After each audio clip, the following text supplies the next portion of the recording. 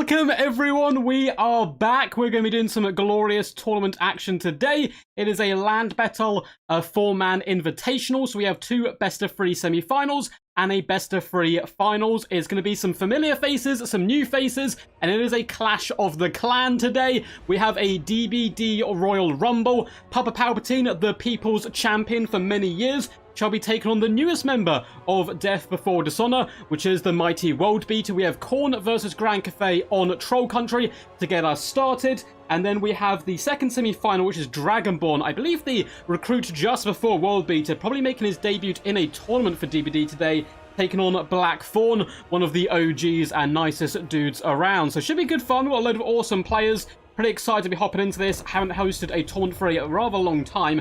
We are going to be getting back into more consistent tournaments because I'm so close, guys. It's incredible. I'm so close to finally being fully fit again. I've probably got like 2 or 3 weeks left and I'm fully recovered from surgery. I'm so excited and very happy. And I'll be able to do much longer streams once again. And that means, you know what, a bucket ton of tournaments. So doing an invitational land battle today, probably an invitational domination during the week. And then hopefully in a couple of weeks we'll start just doing open events once more. Before I test the waters, do a little bit of tournament action and see how it's going. What's up, Matthew? What's up, Storm Ducker? You're late. See, Blackthorn knows, man. As soon as the bread comes out, I'm there, like, instantly. Very excited to see Blackthorn back in action today. What's up, Michael Hooper? How's it going, dude? Scarbrand as well. Blood! Blood! Blood! I'm all about the blood today, and we do have Khorne being led by Papa Palpatine. He is a Khorne main. I'm excited to see what he brings today. Looks like he's busting some rather interesting units, to say the least. Maybe he knows something I don't know, or maybe he's just having a bit of fun. So we're going to have a double skull cannon. What's up, Tyler? You made a live stream. What's up, bud? How's it going? I assume you are actually Brad Pitt in disguise as your character, Tyler, watching this. That's what I assume happened. You're almost finished from recovering from surgery too? Yes! Yes! So glad for you, man. Honestly, it's been like the longest recovery I've ever had in my life. It's insane. I've been out for like 3 months now or something wild. Basically since the release of Warhammer 3. The Great Book of Grudges. Sup, mate? Sup, dude? How's it going, bud? Hope you're all ready for some glorious tournament action. We're going to be loading in on the map here. And don't worry about loading times, guys. It's just the same as Total Warhammer 2. It doesn't mean there's going to be lag or anything. It's literally just people's PCs loading in to the game. Really excited to be back. We are on Troll Country. It may look a little bit different from our Warhammer 2 tournaments, of course, considering it is very much different. This is Kislev's Troll Country, and it is glorious and snowy. Got some fun maps today. We're starting on Troll Country. We then have the Fields of Doom, which is... someone's got to bring Doom Knights on that map. It only makes sense. And the Blood Fen. They are going to be the 3 maps for both the semi-finals, and then the finals shall take place on the Wastes of Slaanesh, Forest of Shadows, and the Wastes of Khorne. I believe they did say they're also working pretty hard to try to get some of the multiplayer maps from Warhammer 2 into the game, which I'm really excited about because some of those maps have a dear place in my little dark heart, of course. Yes, what's up, Pearl Gorilla? Glad you're here, champ. Hope you're having a fantastic day as usual. How's the music been going? I know you have created some music in the past. Mr. Logic was showcasing some of it, I believe. So for the forces of Papa Palpatine, great time back on the channel, man. It's really cool seeing like the new blood into the clan, as well as some of the old school like tournament pros. It's going to be a bucket ton of fun this tournament. But we do have some Chaos Furies for Mr. Palpatine himself. Looks like Fleshhounds and Warhounds and all the glorious skirmish you could, you know, fit into your heart's desire. Frontline is going to be Bloodletters. Do we have the Regiment of Renown? We do. The Hellforged Host. Big fan in general, so it's quite a high-risk, high-reward build. A load of Bloodletters going to be charging forward. Very susceptible to missile pressure, so he's got a load of skirmishers in an attempt to overwhelm the enemy. Double Skull Cannon is a big surprise for me. Going to be interested to see how they perform. They could certainly help deal with some of the larger, scary troops like the Sentinels. With Skull Crushers of Khorne being led by a Herald of Khorne. Looks like he is also riding on one of his glorious mounts. These guys are so freaking rock and roll. The Flaming Sword does set him apart, though, from the basic units. Pretty cool stuff. Excited to see how it goes. A nice defensive formation is going to be coming in by World Beater here, which you'd expect from Grand Cathay. Now, no of the Crane Gunners, which is interesting. Crane Gunners are very, very good. They've had an increase to their I believe it's like model penetration or whatever. They can now basically hit 3 or 4 models per shot, which really means they can do some big, juicy damage to infantry as well as single entities and cavalry now. But for his forces, it's a load of Peasant Long Spearmen and Jade Warriors, who are going to be triple gold chevron in the front, trying to use the Dowie geometry against the Khornite forces. We've got some Peasant Archers in the back and Celestial Dragon Guard. In fact, 2 units of Celestial Dragon Guard and 2 Peasant Archers. Massive, massive fan of... oh, God. I'm getting too excited and coughing there. Massive fan of the Celestial Dragon Crossbowmen in general. They have had a points reduction, making them even more competitive. Double Great Longmars up in the sky is going to be necessary to take down the backline harass and enemy furies. Astral Monitor down on the ground, just waving his hands around like he just don't care. And a Dragon Blooded Lord up in the skies, coming in with talons to help clear out the infantry. Big fan of this build in the defensive formation. It's certainly going to be a tough nut to crack. Quack, quack, what's up, Dragonborn? Yes! Man, Michael, I'm so happy you're nearly fully, like, recovered, man. Honestly, it's, it can be a drag, I know, so happy you're nearly back, bud. Quack, quack! Dragonborn, I'm excited to see you in action today as well. I believe this is your first tournament under the DBD clan, perhaps, Dragonborn. Maybe you played on one a bit earlier on. Both the players can start one ready. That's also a note to Blackthorn and Dragonborn. Don't have to wait for me. Just load in and start when you're ready. You do have to message each other on Discord, unfortunately, to say you're ready. Let me quickly check that on my phone. I don't want to cut out the game just in case it, like, crashes or anything. They have seemed to fix the majority of that, which is good. Cool, yeah, looks like they were messaging each other in Discord, saying they're ready to rumble. What's up, David the White Lizard? Long time no see, champ. Hope you're doing all good today.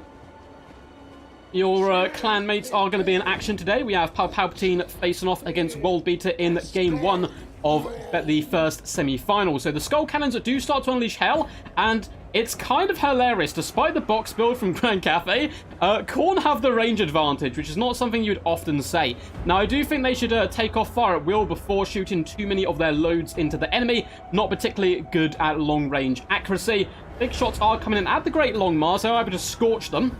It looks like one Great Longmar, unfortunately, has taken a bit of a nosedive. Man, your entire face would be smashed up. That'd be a horrible way to die. Just kind of falling for a few seconds before splat. The Skull Cannons are going to continue to move forward. Looks like they're actually shooting at the Dragon-Blooded Lord. I mean, if they connect, they can do some massive damage for sure. And the lucky thing about the Skull Cannons is they can replenish ammunition, of course. Furies are doing a bit of a wide berth at the moment, allowing the Skull Cannons to rain hellfire down upon the Great Longmar Riders. Massive damage has so far been committed to them. And it looks like the Dragon-Blooded Lord may start to hound and harass this Skull Cannon. Needs to be careful, though. If Furies are able to pin in the Dragon Lord, if it gets a little over-aggressive, the cavalry lurking in the trees will certainly pick them apart. Warhounds are just hunting in the back. They're sniffing around, up to no good, looking to jump in that back line. And the Celestial Dragon Guard are well protected at the moment. Rather slow start to the battle. We are, however, going to get a nasty Talons go down. And it looks like it was missed by Palpatine. He is microing his Skull Cannons instead. Hellforged Host going to take significant damage, about half HP, and they've not done any work themselves. They're a relatively expensive unit. You can see they were spotted, but a little bit too late there. More shots are starting to be pounded in. Really trying to focus down the Great Longmars. Now, if he can force off the Great Longmars, that is going to be fantastic. It will allow the Fuse to shut down the back line as the Bloodletters deal with the front. It is a bit of a long con, though, and the Skull Cannons are applying a bucket ton of pressure to the Great Longmars now. Looks like they are down to about half HP. Looks like one unit of Chaos Furies, unfortunately up in the sky, has engaged with the Great Longmars. That is not going to go well for the Furies whatsoever. They are getting decapitated and pulled to pieces. This has allowed, though, Chaos Warhounds as well as Flesh Hounds to expertly jump on top of the enemy range troops and start shutting them down here. It looks like Peasant Longswordmen are going to retaliate, not that quickly, and Celestial Dragon Guard are relatively tanky, at least for the range aspects of the Grand Cafe build. Great Longmars will yeet into the back to try and rectify that situation. Bloodletters are engaged in the front, however, and look at this, the Herald of Khorne, right now, ride with me to Gondor and glory. The Skullcrossers rip into the Jade Warriors, doing some massive burst damage there, looking to penetrate the back lines. One unit of Great Longmars has been finished off and dispatched. We need to now see the Flesh Hounds really swoop in, and expertly, Flesh Hounds trying to find gaps there, probing the Grand Cafe lines, and it looks like they have found a little bit of a way into the back to shut down at the Peasant Archers. Lovely play by the Khorne player, but is it going to be enough? Because Grand Cafe is holding the line on all fronts. Jade Warriors grinding through Bloodletters. Skull Cannons will be moving into hand-to-hand combat. On the far side, Bloodletters have been able to do a relatively solid job. Great Longmars going for a rather risky charge. Great Longmars are not good against Bloodletters because the armor piercing allows them to carve through the enemy, but if you do some successful hit and run strategies, the Great Longmars can certainly do some nice work, and that looks like it's just what Worldbeater is doing, bouncing it between engagements, looking to save his Peasant Archers where possible. In the back, we do have a rather brave Dragon-Blooded Lord trying to shut down the skull cannons, as the Celestial Dragon crossbowman did unfortunately become a little bit beleaguered and battered there. Great Longmars also on the prowl once more. Skull Crushers of Khorne, I love to see them in action. The fact they now have that bonus versus large means they are quite competitive and decent. They're going to be charging in, running over the Peasant Long Spearmen, and just shutting them down nicely, which is good to see. Unfortunately, Flesh Hounds have been banished and sorted out in the middle there. Peasant Long Spearmen have managed to rally the troops, and Wolby's done a good job pulling back all of his archers, trying to save them where physically possible, and it looks like Palpatine's Lord has overextended himself slightly. He is engaged with a multitude of enemies, but he's doing a decent job nonetheless. However, Great Crossbowman shooting him from the flank. This is going to be disgustingly painful, and the Herald of Khorne definitely needs to get out of here, despite the fact he, of course, has a decent engagement up against the Drowned Lord. Oh my god, the Sword of Cain strikes from the skies, bringing the fury of the Blood God to the battlefield. Doing some nice work, and perhaps been enough to force off those spearmen. Skull Cannon's doing a decent job in the back. It looks like the Celestial Dragon Guard are all but spent here. And 2 of Bloodletters, if they can move up and help support the Lord, I think Khorne are going to be in a rather juicy situation. Some more Bloodletters, though, in the Hellforged host have been shut down by the Great Longmars, who returned from an earlier retreat. Skull Cannons does a load of ammunition, which is good news for Khorne. Skull Crushers are relatively healthy and do some really nice cycle charge. I love to see them hop on top of the Great Longmars. And in the Battle of the Generals, it looks like Grand Cathay is going to come out just about on top here, with the Drowned Lord being able to sustain enough that the other troops could come in and help out. Herald of Khorne will be going down here. Bloodletters are currently being buffed by Locust of Wrath and Horn of Khorne, turning them to monsters. 106 melee attack means they will grind through all these units incredibly quickly, but the Drowned Lord is able to escape up into the skies. Incredibly close game so far, as the Peasant Long Spearmen are attempting their best to drag down Bloodletters, but the Skull Cannons are still healthy. At least the one on the left-hand side is. Yeah, it looks like the one on the right not doing too shabby either. The cavalry is going in for a bit of a desperate push onto enemy territory. Bloodletters are continuing to duke it out and fight. We do get a little lightning come down. Unfortunately, it seems to hit more friends than foes. And the Skull Crushers are really beat up right now, looking to do a big charge on the Peasant Long Spearmen with the support of the Skull Cannons. I'd definitely like to see them use some of their long-range abilities and start shooting into the enemy, but it looks like they might not be able to for long. Khorne are basically out of infantry, although Grand Cathay is looking really battered as well. This is an incredibly close game to start our tournament today. We do have some Jade Warriors who can return for World Beater, as well as some Chaos Warhounds. More Jade Warriors on the outskirts can also rally. So very close so far. Skull Cannons can certainly do nice work. They do need to try to shoot where possible, and that could be a bit of a problematic moment for Papa Palpatine, because I don't see him getting many opportunities to actually use their ammunition. Now, they will shoot when in combat, which of course can help out. Looks like they're actually gunning there for that Skull Cannon, for the Dragon Lord there. Unfortunately, the Skull Crushers have been forced off. Luckily, we have some Warhounds return to the field, and Peasant Archers being dealt with. Skull Cannon on arrival once more. If he can shoot into this blob, that's going to be some really disgusting value in general. The Warhounds are now feasting upon the souls of Peasant Long Spearmen, but decide to drive through and aim at the enemy archers, which of course is the better play. And they are bounding with pure joy in their hearts across the battlefield to swallow the Peasant Archers whole. And yeah, they're not going to enjoy that too much. They go down there, unfortunately. And the infantry for Grand Cathay is not looking great. It's kind of wavering really badly. Big shots come in, exploding in puffs of rage and blood. Peasant Longspearmen are currently on fire. I can speak from experience. Being set on fire by a giant skull cannon with a mouth is not the most enjoyable experience of your life. However, the Dragon-Blooded Lord might be able to do this. Combined with the Asher Monster, they hit relatively hard, and it looks like they are going to be able to drag down this Skull Cannon on the far side, which is desperately trying to escape. It has managed to just about rally here.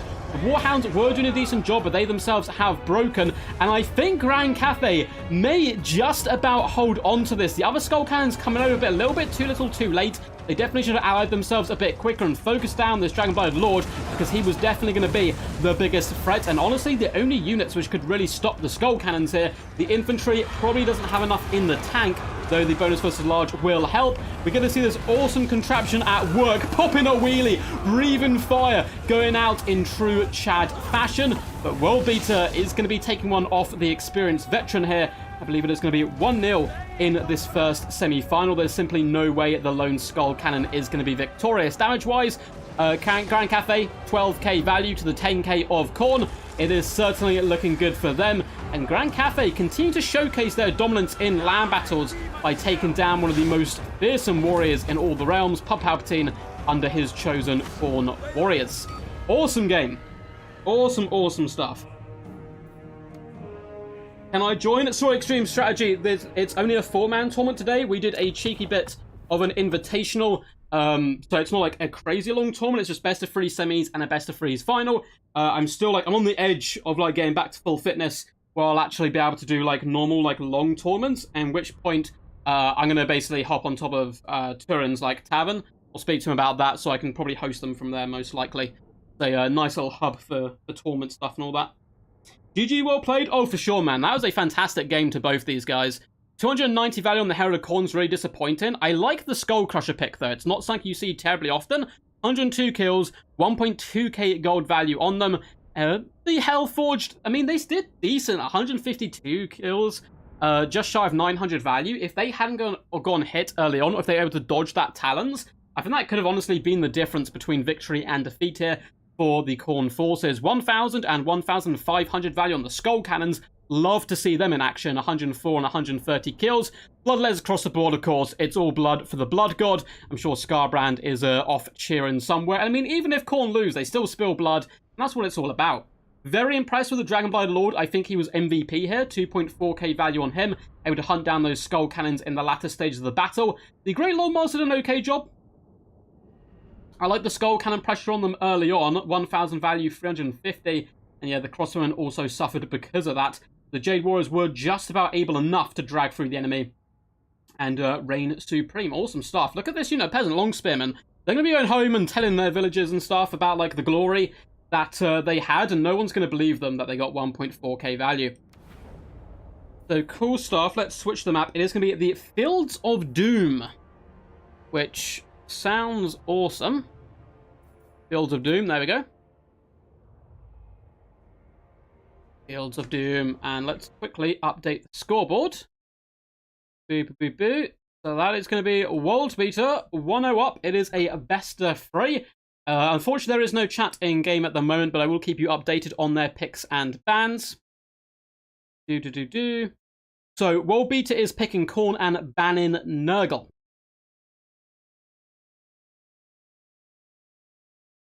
And let's quickly hop back into the game. Cool stuff.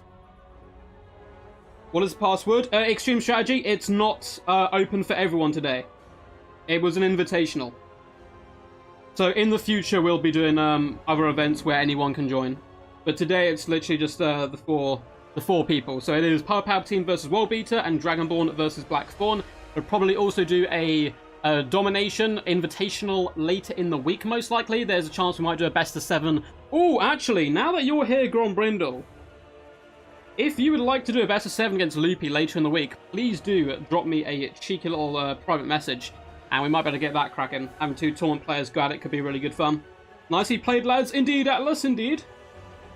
Yeah, Grombrindle, it's just a 4-man land battle tournament today. Best of 3s, semis, best of 3 finals. Quack, quack, what's up, Victor? How's it going, champ? Great game to start with. Unfortunately, I'll have to jump off soon. No! Will there be Warhammer 2 content for the variety soon? Always glad to see the old guys back. Yes, there will be. We've normally kind of doing it once or twice a week is what we're doing. Warhammer 2 content, probably once a week. But because of the Regiment Round stuff, that kind of got pushed back a little bit. I do have some awesome replays. I think some from you actually has met. Well, mate, from you who sent them in? I got a few anyway, which are in the tank waiting to be unleashed at some point. Yeah, no worries, Extreme Strategy, no worries.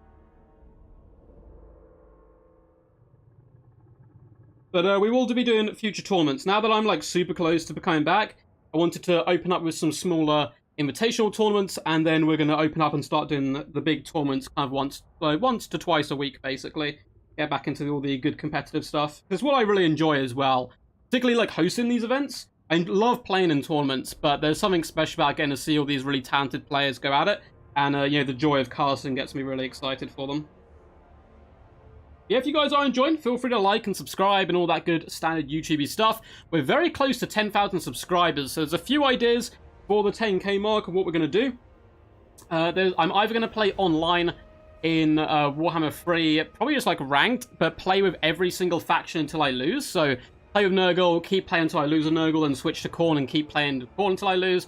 Or we might do a special themed tournament where I really like this idea as well. So there's a big tournament and you get 3 points. So you get a point for winning.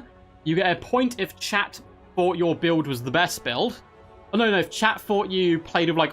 I can't remember how we're going to do it. Oh, God, I had this idea a while ago. So you get a point for winning, a point if chat votes for your, like, best army, and then a point if I vote for the best army as well. So there's 3 points on the table. So you could technically lose and win if you come with the classist army. It's going to make people take a lot of risks in bringing really awesome stuff to try to please the mighty duck gods. When I have my exams behind me, I'll re-download Game 3 and maybe I can hop in one of your tournaments. That'd be great, dude. That'd be awesome. Just join the Discord. Glad to see more glorious war. Welcome. Welcome, Atlas here. We've got like a load of people in the Discord now, so it's always good to have more people in there. It's a good place to try and find games.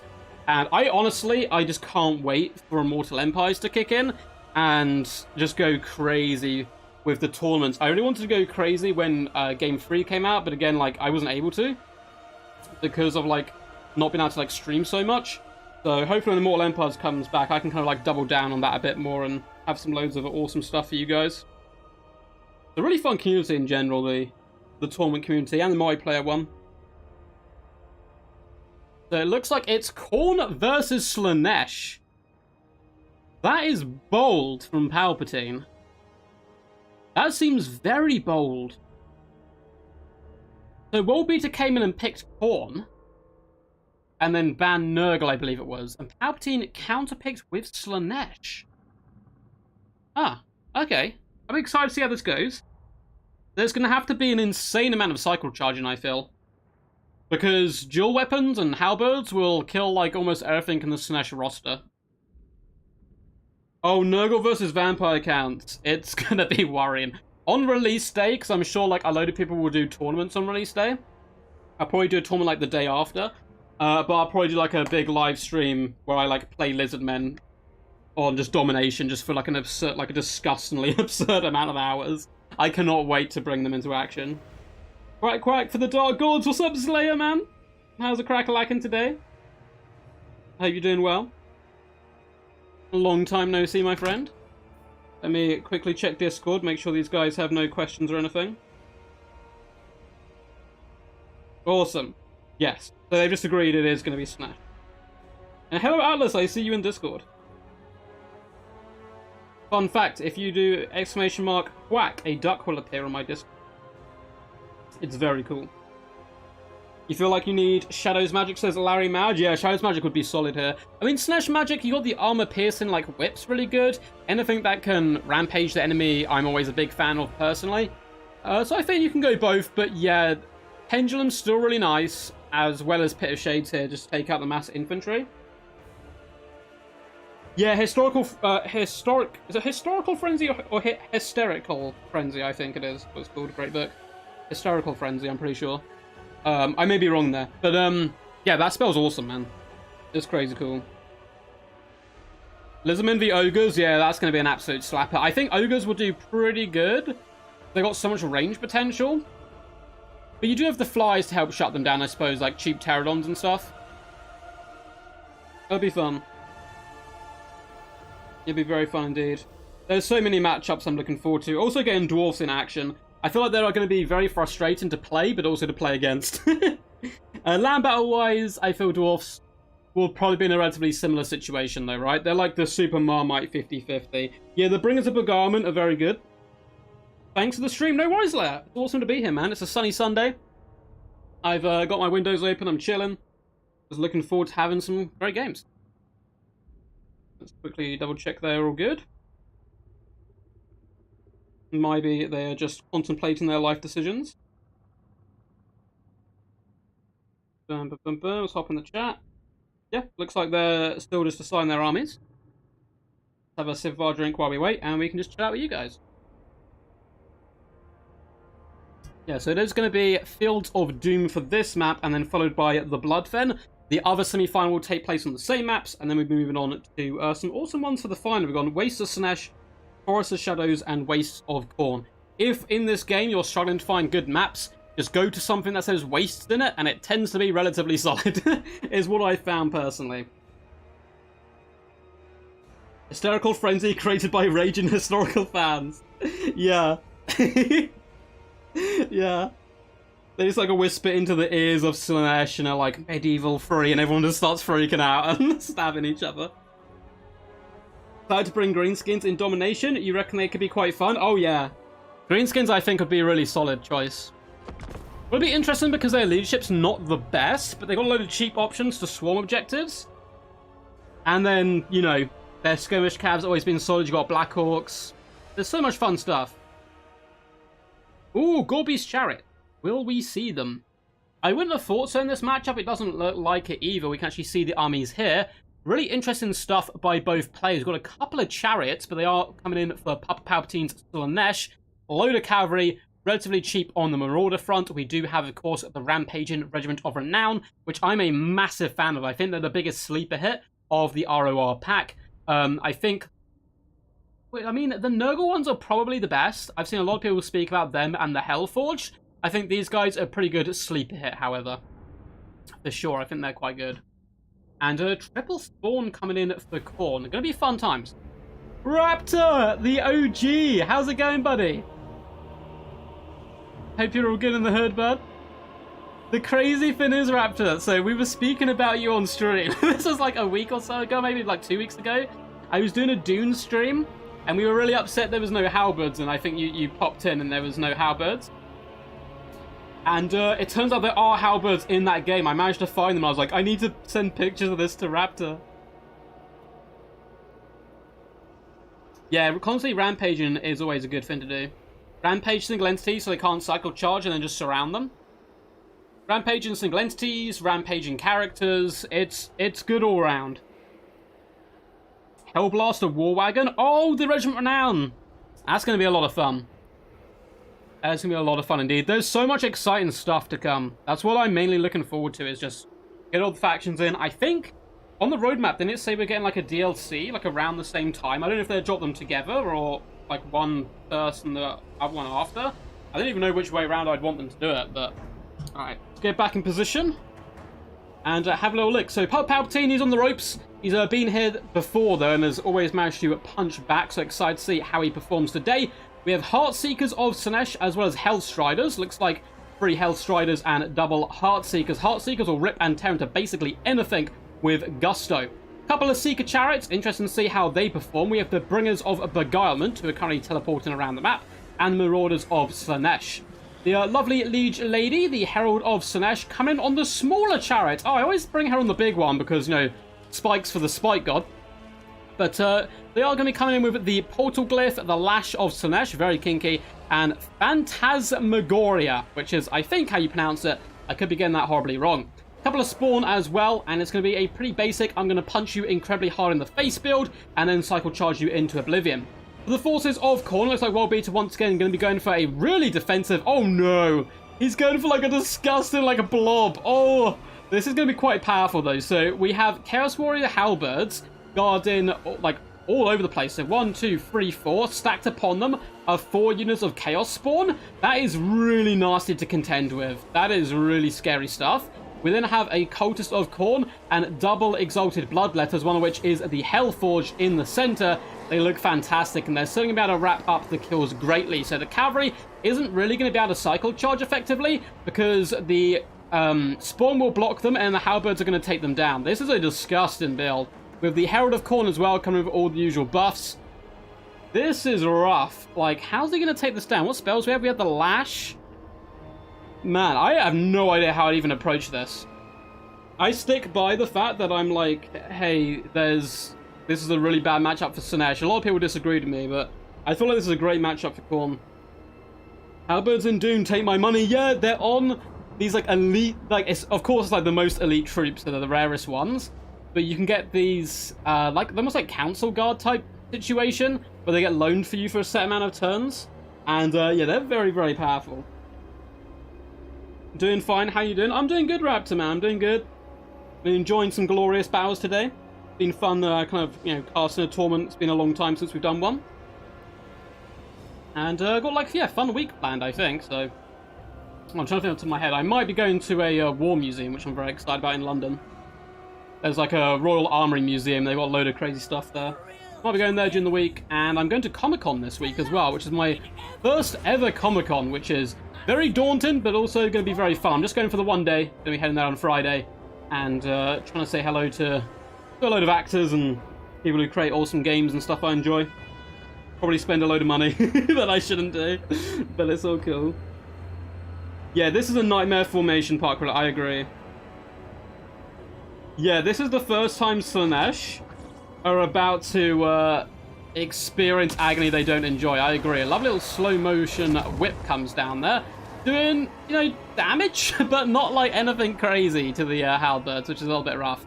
Chariots don't know where to go. I don't know where to go. I wouldn't even know, like, how on earth are you going to fight this?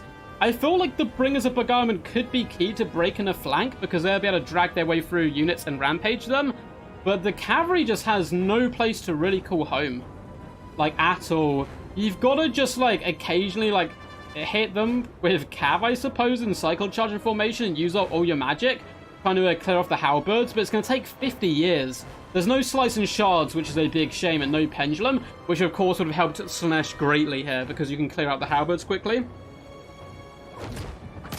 Get a booth? That would be amazing. I'm assuming it's very expensive to get a booth in Comic-Con. I very much doubt anyone will recognize me. I do have a Rubber Duck of War top, and I've got an official Warhammer 3 top, so I guess I could wear those and see if I bump into anyone, but I find it unlikely I'd get spotted. Yeah, Tasty Pit of Shades shaped formation. That would have been so clutch. I mean, Pit of Shades would, like, do deceptively bad hit. It wouldn't do bad. It wouldn't do as good as people think, because it's going to catch one unit realistically. Like, you're just going to catch one side. You could bob the middle, I guess, and get the bloodletters. Yeah, Slaanesh have players very patiently. They're going just for a full-on surround, which is the way to go. And they're going to have the high ground, so at least Obi-Wan Kenobi would be proud. Oh, there's some awesome Tudor armor. Awesome park roulette. I'll have to check it out. I know there's like a full like elephant armor, which is pretty crazy to see. So I'm excited to delve into that. And one of the guys that actually runs or does like really awesome stuff on YouTube as well, where he breaks down like guns in games, for example, and then compares them to their historic titles. I think message CA and were like, hey, you should get them to do it for this game, but I think it's a fantasy, maybe it wouldn't work so well. But anyway, back to the battle. So I've been rambling there as these guys can get into position. So Heartseekers do get trapped by spawn. In comes the cavalry, though, doing a pretty substantial charge. The halberds will be able to drag them down quite quickly, though. We have more of the Slaanesh starting to float in. And in the front line, we have, again, Spearmen just going to be poking and jabbing at the spawn. The Musk has gone down, lowering their melee defense, so it's going relatively okay. We have spawn of Papa Palpatine's Slaanesh forces also pushing on the left-hand side. We've got more Spearmen who can help support drag down the halberds, who are taking pretty big damage from the Seeker Chariots. It won't be very cost-effective, but hey, damage is damage at the end of the day. And the cavalry is pushing. Look how aggressive the Slaanesh player has got. He split the Khorne army into twofold, applying small pressure to one side to distract the enemy, and then chucking all his troops into the other one to overwhelm and isolate this section. I think that's actually really good play by the Slaanesh player. I don't know if it's going to be enough. I think the builds are quite rough for him, but I like this play early doors. Seekers Slaanesh going to be charging in as well. Halberds getting dragged down very quickly. They have the Locust of Wrath on them, but there's big burst damage coming in by both these players. A massive Locust of Grace, given melee defense and physical resistance, has been popped. Furies likewise have been summoned and instantly beeline for those halberdiers, looking to take them down, realizing they're going to be one of the biggest threats in the latter stages of the battle to the mass cavalry of Slaanesh, if they have cavalry left at the end.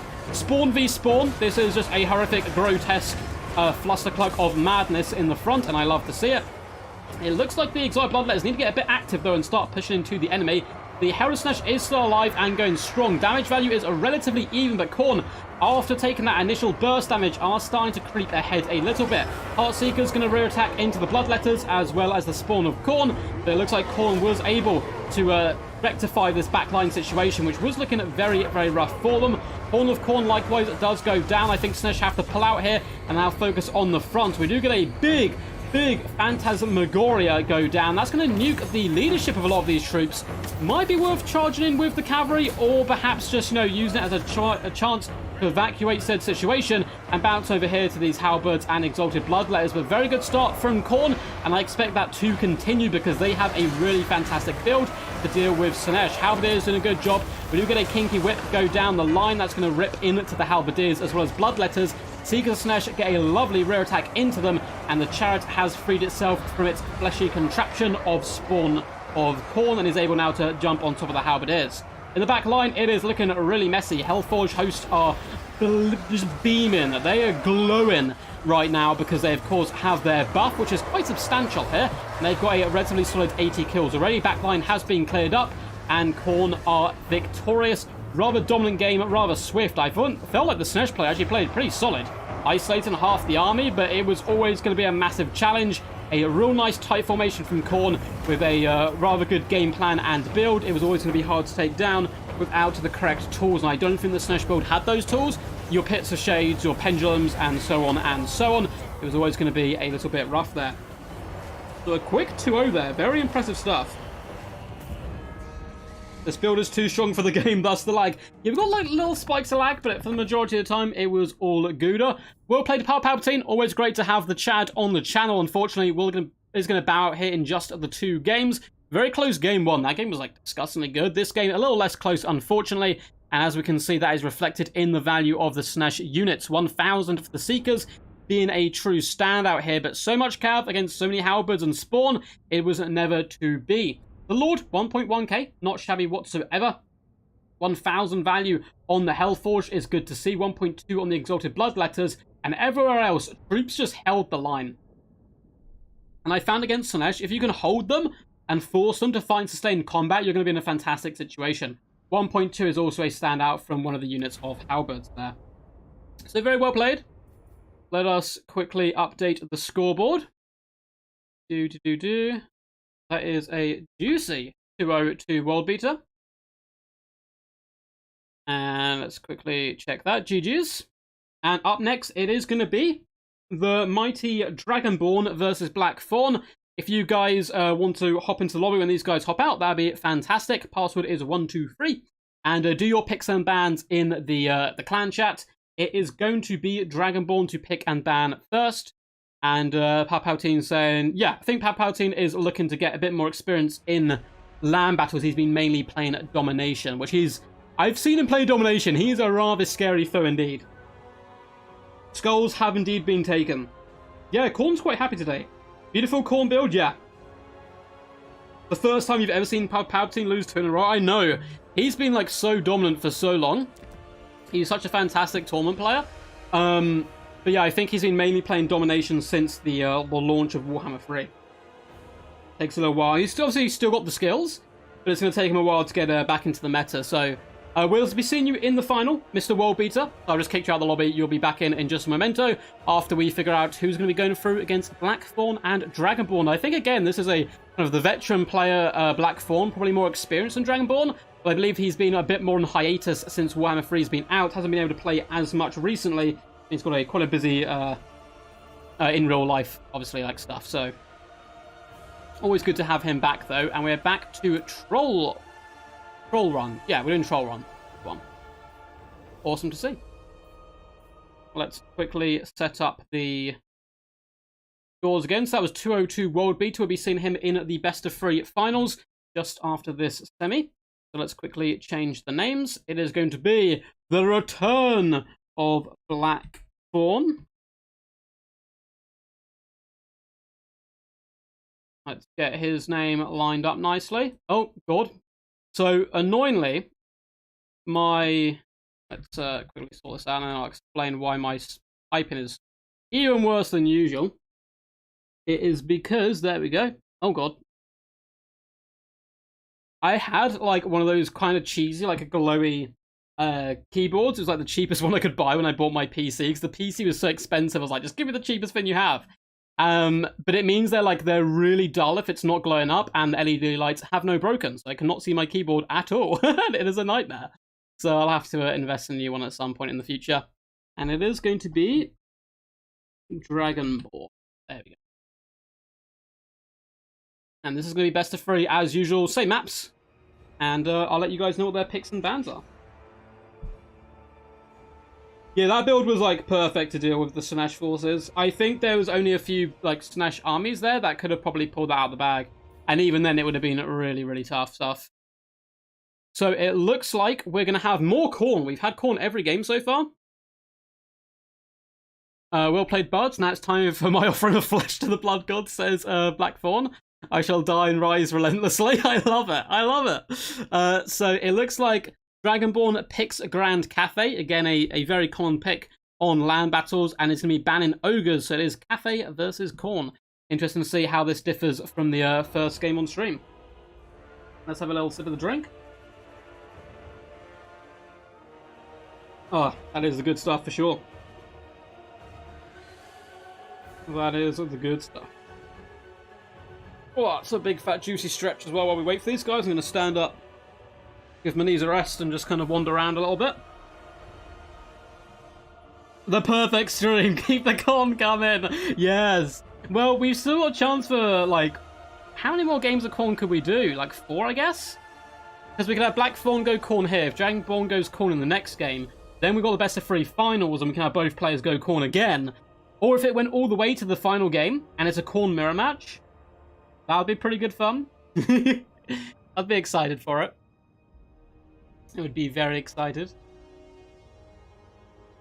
Yes. Who's your money on, guys? You think Dragonborn's going to take this, or do you think Blackthorn's going to take this? You know what? While they're loading in, let's do a little poll. Crane Gunners no longer cost effective. Trust me, Crane Gunners are a lot better than they were. They are a lot better. They can, I think... I mean, the Milk and Cookies has a video explaining it a lot better than I can. I don't know how well they're going to do against demon factions, simply due to the fact Furies are so effective. But against Kislev, I think that matchup is known unwinnable for Kislev now. Double Crane Gunners, that'll kill like 2 or 3 into Zargard before they even reach the front line. Or they can just pop cavalry, they're so good. But, you know, that's just like early testings. We'll have to see how they perform, you know? So who will win? We have Khorne. Or we have Cafe. Oh, there we go. Have a little poll for you guys. I'll try and remember to do those between battles. So you guys get a little bit of gambling in your lives. But it's free gambling, so it's okay. I was trying to think as well, maybe there's a way, if I'm like playing a stream where I just play a load of games, is there a way, there might be something I can like add on to YouTube? I'm hoping, I know you can do it on Twitch, where I have like will duck win, yes or no, and you can vote each time and get points for like winning, and at the end of the stream we can see who's got the most points. I thought something like that would be kind of cool. But I don't know how to do that really with YouTube. I know it's like quite easy on Twitch. I'll look into it though, maybe it's possible.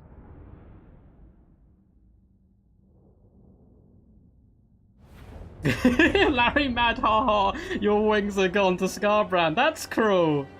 That's cruel. What's up, JJ Classic? I heard you're the classic JJ. The original. And let's delve into this. So we've already seen this matchup on this map from this position. Looks like it's going to be 2 very different styles of approach. And I'm excited to see how this goes. So for the forces of Blackthorn and the mighty Khorne, we do have Chaos Warhounds. Looks like we have a few units of them. We actually have Gorby's Chariots. Oh, baby. I haven't seen Gorby's Chariots in a while. I think they're going to be quite good against Grand Cafe as long as they can avoid Longmar Riders. We've got Bloodletters. It looks like a mixture of Bloodletters and Chaos Warriors. Just going incredibly wide all along the battlefield with some Bloodletters probably going to be situating themselves on the flanks. We have a Blood Reaper? What is this madness? We have 2 Blood Reapers. What is going on? We have double Blood Reaper, Minotaurs of Khorne, plus a Herald of Khorne in the center. Mad lad build. I adore it in every single way. Glorious Chaos Warhounds. We have the Grand Cafe dreaded tactical formation here. There's a decent chunk of room, of course, to rotate around. But it's pretty scary stuff. So Jade Warriors, just a load of them. We have Jade Warrior Crossbowmen as well in the secondary battle line. A little bit wider and cheaper. No Celestial Dragon Guard today. We do have a Grand Cannon. We have Great Long Mars, 2 units in fact, an Astromancer on the Wujing Compass, and a Lord Magistrate on a balloon. Pretty wild stuff. Just going to send Dragonborn a message and let him know he can't be too close to the edge of the board. Doesn't look too bad now as long as he pushes forward, of course, when the battle starts.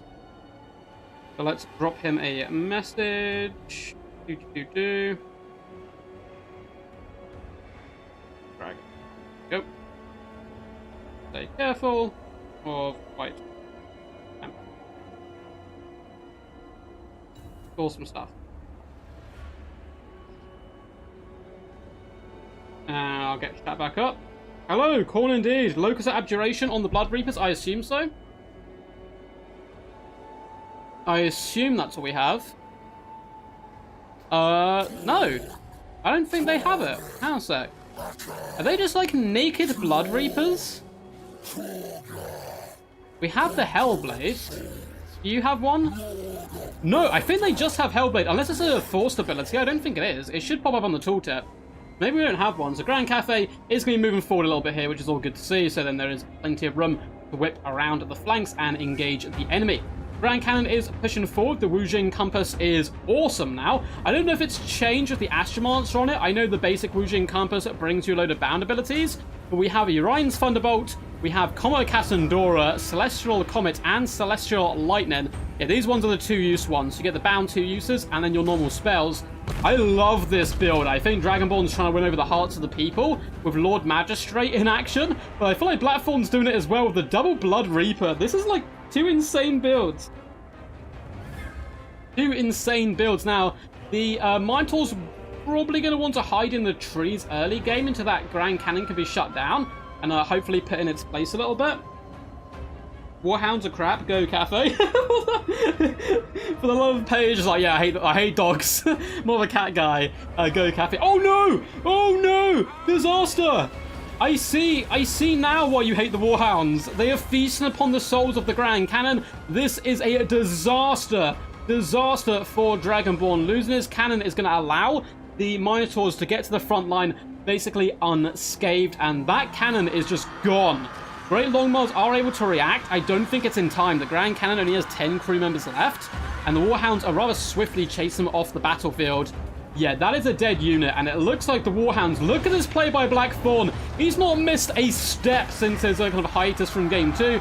Jumping onto a crossbowman, Furies are swooping in. The back line is absolutely unaware, or got caught unawares by Grand Cafe. The front line does need to push up a lot quicker, though. Realistically, you want this to be happening as your front line is approaching, so it distracts the crossbowman, because at the moment, this is going to give Grand Cafe the chance to reorganize their back line and kind of sort it out a little bit before the front line actually hits. But regardless, I mean, you know, it's still just taking off that cannon is such a weight off the shoulders instantly of the Khorne player, in my opinion. And now we've got a load of Warhounds just dying around the back line. We have some Warhounds who nearly shattered off the battlefield actually rallying here and coming back into the action. Great Longmars are continuing to hound and harass a unit of Furies. Might want to jump these Warhounds whilst they're a little bit out of position with no support.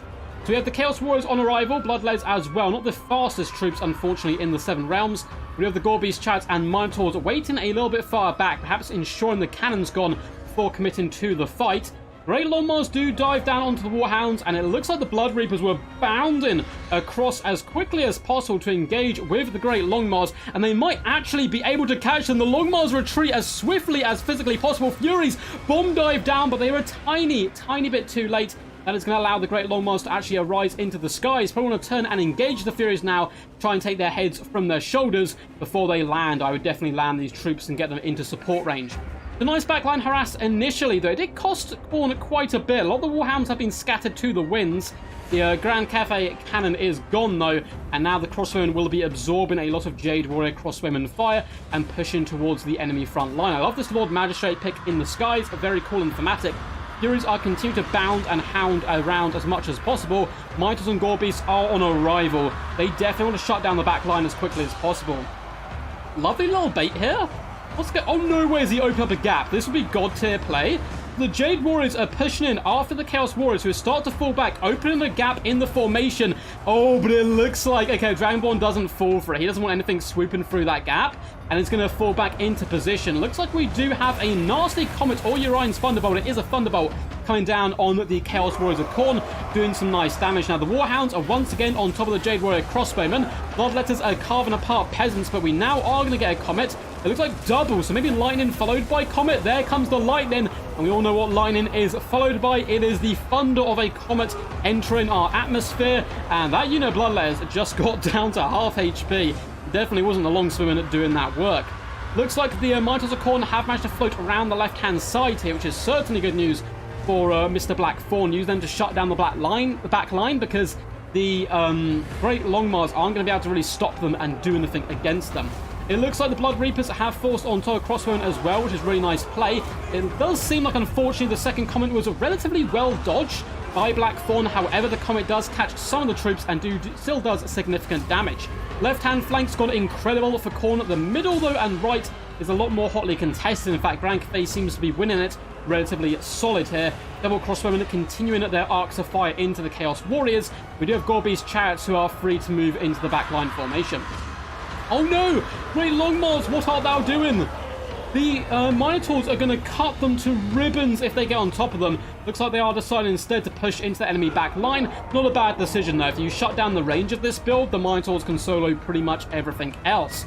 Warhounds continue to hound and harass routing units. Really top tier, just diligent tournament play here as the crossbowmen continue to get forced off, though it looks like the Warhounds may get jumped by Longmars as Khorne does start to converse its forces once more. Orion's Thunderbolt goes down on the Chaos Warriors, doing some really solid damage. However, the Warriors are beaten at the gates. A Comet of Cassandra are going to be coming down. It seems like the Chaos Warriors have learned their lesson, though, and do seem to be able to dodge out of the way. Not the fastest spell in the game. Still does some damage, but nothing too scary, and Minotaurs are in the back line. This is not what you want to see if you're a warrior of Grand Cathay.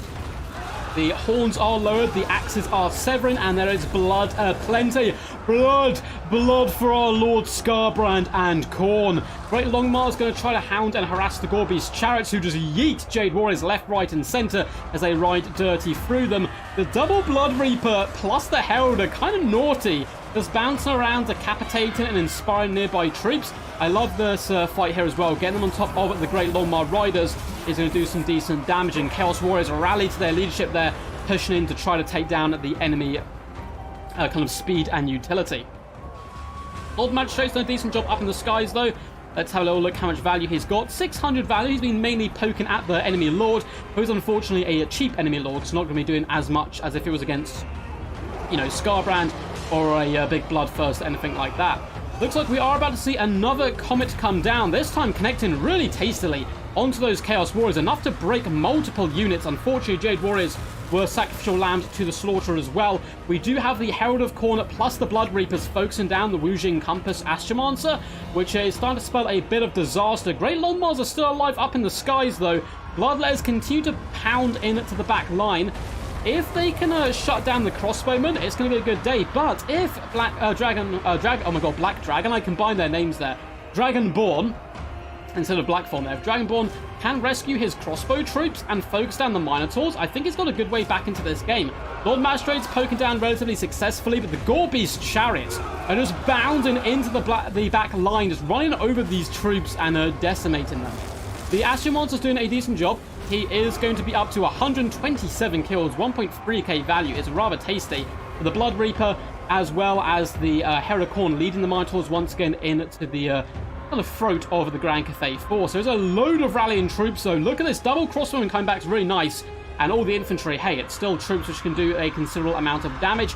And Khorne seem to be running out of steam just a little bit here. However, they do have some Chaos Warhounds rallying themselves again. And with the chariots, they should be able to finish off the enemy crossbowmen without too much of a trouble, I would say. Minotaurs doing a decent job. They are now being focus fired down, though, by the crossbowmen. Great Longmars being decapitated left, right, and center. Look how many dead bodies are on the ground. Very impressed so far with the micromanagement of both of these players. Minotaurs up to 1.6k gold value. We do get yet another comet come down. Unfortunately, it only really catches out peasant long spearmen, and now the Warhounds are being used just to mop up Jade Warrior crossbowmen and stop them from coming back into the fight. I love this play. Minotaurs wrapping up and around the enemy infantry, looking to immediately rush into the Jade Warrior crossbowmen. Dragonborn needs to separate these guys so they can crossfire in and hopefully pin the enemy in with Longmar Riders and so forth. But there is now also chariots driving hard into the heart of the enemy formation. It looks like the Blood Reapers are doing a decent job just helping support their Lord where possible, and they are now carving their way through Great Long March, which of course is a real job they need to do. But the infantry of Khorne starting to wear a little bit thin. The Astro Monster's been an absolute chat alongside the Lord Magistrate. It's going to be interesting to see who does indeed win this fight. It's incredibly close. Minotaurs are able to take down the Great Long March. Should be enough about them to finish off the Astro Monster, particularly now that the Gorby's Chariots are running rampant in the back lines. Jade Warrior Crossbowmen have been shut down. The second unit looks pretty weak as well. Quite possible it's going to break up to over 200 kills from the Gorby's Chariots. Khorne would be pleased indeed. Yeah, Minotaurs definitely want to kill this Astro Monster and get it off the field. He's been a nuisance. Just shy of 1.5k value on him. Some pretty nice work indeed. It looks like the Gorby's Chariots are going to be bouncing and switching positions with the main crux of the Khorne build. The Jade Warrior is not going to do too much in this fight either. Gorby's Chariots continue to hound and harass the Jade Warrior Crossbowmen in the I guess there is no real front line or back line anymore. It's just an absolute madness, every man for himself scenario. Guys, this is like a crazy game. I don't know. More crossbowmen have rallied, and that's 47 crossbow bolts, which can add their fire to the flames and start shutting down those Minotaurs who have been running rampant all game long, but are also the best answer to this Astro Monster. So the Jade Warrior Crossbowmen are broken for good here. It looks like the Peasant Longspearmen have also been shattered, and Grand Cathay starting to lose a little bit of momentum. There is nothing to shut down the enemy general though, so he's going to use up all his ammunition unless every unit for Grand Cathay is shattered, in which case he will be forced to unfortunately flee the battlefield after a set amount of time. Minotaurs continue to go strong. There's only 6 models left on them with 1000 HP, however. The Gorby's Chariots definitely need to start shutting down the Jade Warrior Crossbowmen. I'd quite like to see the Lord Magistrate actually focus down the Gorby's Chariots here and finish them off, because they're causing so many problems. But likewise, getting rid of the Minotaurs is also a good play. They've only got 4 models left now, and the Great Long Mars, though, are starting to waver and break, which is a bit of a disaster, and the Jade Warrior Crossbowmen now know they're next.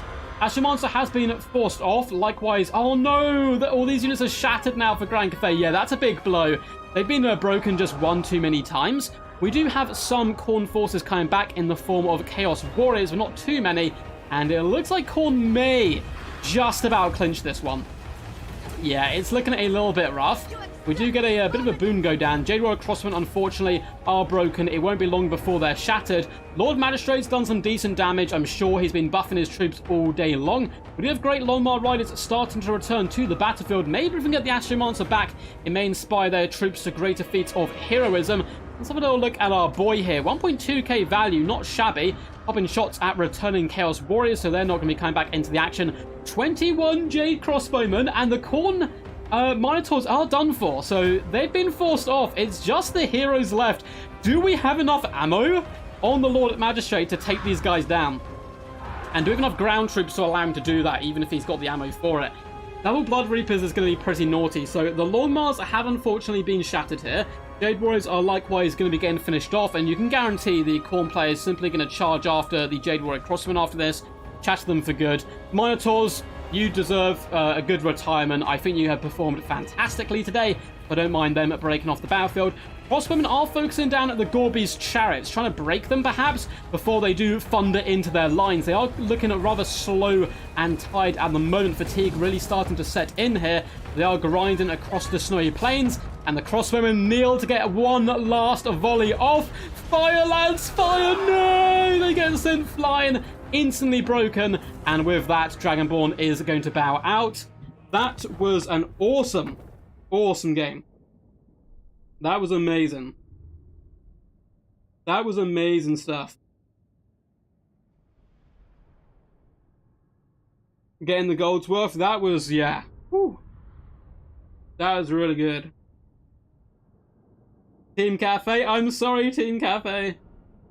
They did get dragged down. They won earlier on the stream, though, so you can always go back and check that one out. So, Herald of Khorne, 863 gold value on him, but the Minotaurs, I love seeing Minotaurs in action, and when Beastmen used to have them and so on, but there's something hits different about the Khorne Minotaurs. 122 kills, 2,000 gold value, amazing work. Blood Reapers as well, being a bit of a surprise pick.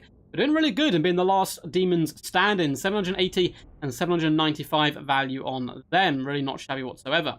It looks like the rest of the troops, the infantry did okay. 1.8k, nearly 1.9k on the Gorby's Chariots. were arguably MVPs alongside that, you know, Warhounds were shut down at the Grand Cannon early. Look at that, 24 gold value. Longmar Micro was fantastic though, 1.4k and 1k value on them, 1.5 on the Astromancer, 152 kills, and 1.4 on a Balloon Lord Magistrate. Really fun builds from both these guys, and a really epic game. I don't think any of the infantry performed that amazing, unfortunately. For Grand Cafe, it doesn't look like it. 570, 680, 450. 450 from the Crossbowmen, just good. They came back a few times and started adding a bit of pressure on, but in the early doors, just Blackthorn's backline harass was simply too much. Yeah, the wild, like, double Blood Reaper pick worked out. It's kind of crazy. But GG's for sure. Great strategy from both players. That was fun, man. That was fun. The land of dragons submits their skulls to the will of the blood god. Agreed, agreed. So we are on Fields of Doom now, which I just love the name, honestly. The Fields of Doom. Doom! Which reminds me of, like, the Pinky in the Brain. Hey, Brain, what do you want to do tonight? Same thing we do every night, Pinky. Try to take over the world. It's basically my life story. And we have ducks infiltrating all over the place. So, let us quickly update the scoreboard. Oh. There we go. Blackthorn is 1-0 up. I will keep you guys aware. Awesome game. Yeah, that was insane. That was awesome. So Blackthorn actually coming in now with the Kislev pick and banning ogres. So Kislev, I think, may be. Now this is hypothetical, and it's not been long since the patch has been out. I think Kislev are one of the weaker factions in the game now. I'll have to wait and see until how like the war sleds balance out. But I really think they've been getting carried by their war sleds, and the more they get nerfed, the other stuff's getting buffed to a point. But I think they may struggle considerably. But we'll have to see how the sleds perform. If the sleds, though they're more expensive now and a bit weaker, if they still perform like to a good standard or a really good standard, I think Kislev will be fine. So it is Kislev banning ogres and Dragonborn coming in with Zinch. Let's do a poll. Looks like you guys voted for Khorne. I don't know how many of you voted. Be honest, how many of you voted after the battle? You know? Yeah, the Warhounds did really good. The Warhounds, I mean, they've got such terrible leadership, right? That I understand, like, they can break and stuff really quickly, but if they work, they're so good. And the fact that they're so cheap, it can often be worth it. Sled spam, here we go. Yeah, there's a good chance we could see a load of sleds. I mean, they have to. They don't have the options not to, I feel like. Oh, didn't mean to do that. Okay, who will? Hopefully the stream's still up and running. My stream just went really weird because I was trying to type. Let's go Kislev. Hero win, Kislev, or the Mad Hatters themselves, Zinch. Man, some of the... I need to capture it somehow. One of the Zinch like voice lines is so good.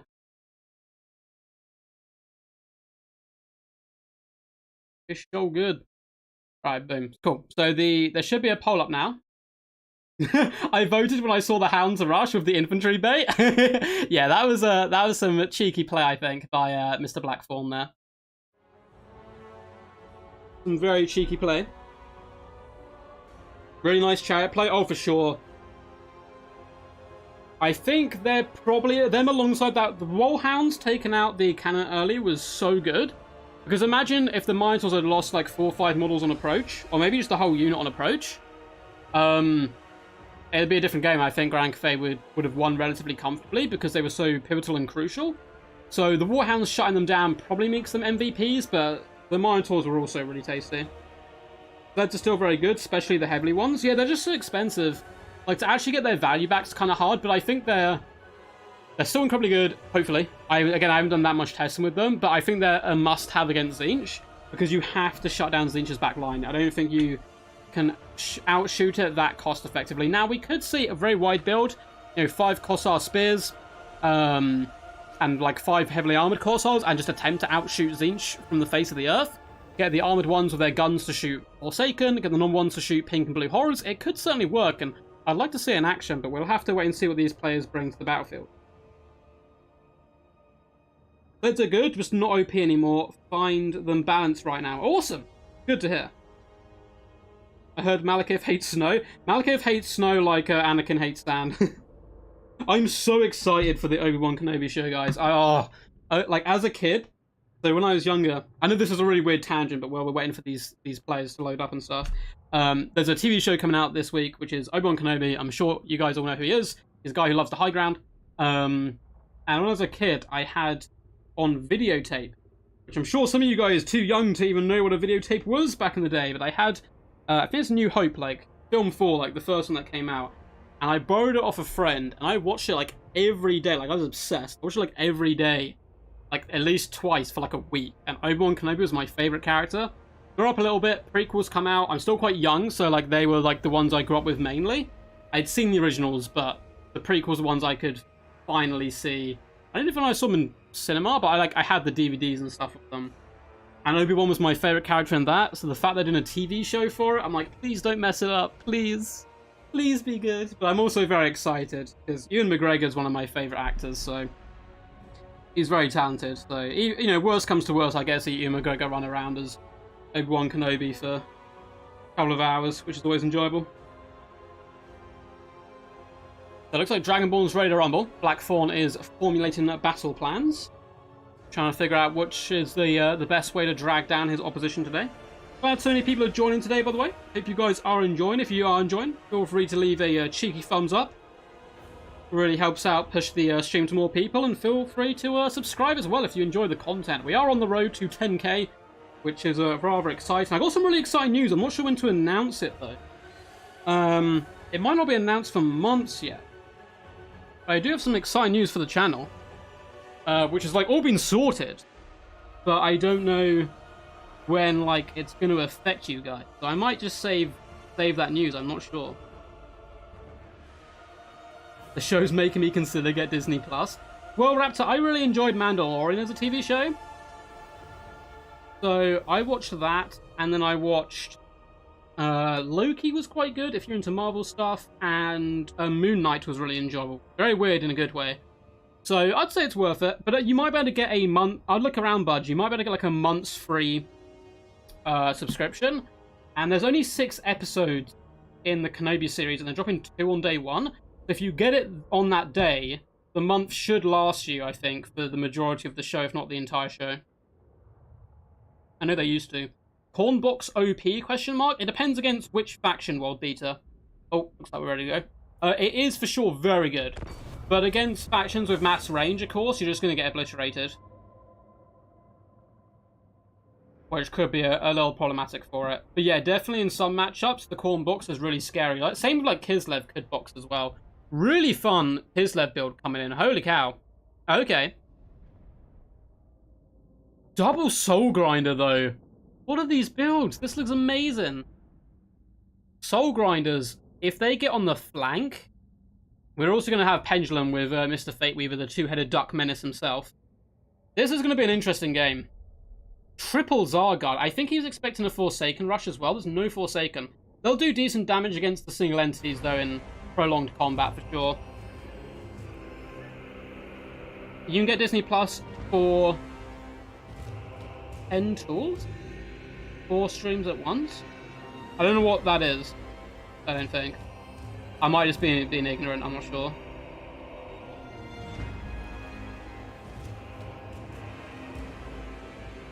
Oh, Gorilla, you saw it when it premiered. Oh, man. That must have been such a cool experience. Oh, that must have been so epic. Particularly because it's such like a...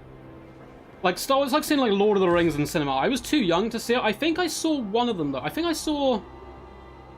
Return of the King, maybe? I wasn't allowed to go as a kid when... I remember when Two Towers came out, I wasn't allowed. I don't think. I think I was... My parents considered me too young, although by that point, I mean, I'd probably seen much worse stuff, but... You know, there was like wars and battles and stuff. Little did they know I'd grow up to cast wars and battles. Oh man, I loved Lord of the Rings. I actually got Lord of the Rings tattoos on my arms. But anyway, back to the battle. So for Blackthorn, we have Armored Corsairs in the front alongside some Zar Guard. We have Corsairs in the center as well. Looks like we have triple Ice Guard glaives, some of the loveliest ladies you will meet. Stone cold, though, and icy hearts and eyes. They will carve you into itty-bitty pieces. We have Zargard great weapons, including the half blades, the regiment renowned in the back here. We do have a Frost Maiden of Tempest, coming with Hailstorm, and Boris Urson for Boris. Oh, it's the chunky boy. I love him. This is cool stuff. He'd be able to deal with the Soul Grinders. Unfortunately, they will be able to kite him relatively effectively. He'll be a small target for them to shoot, luckily.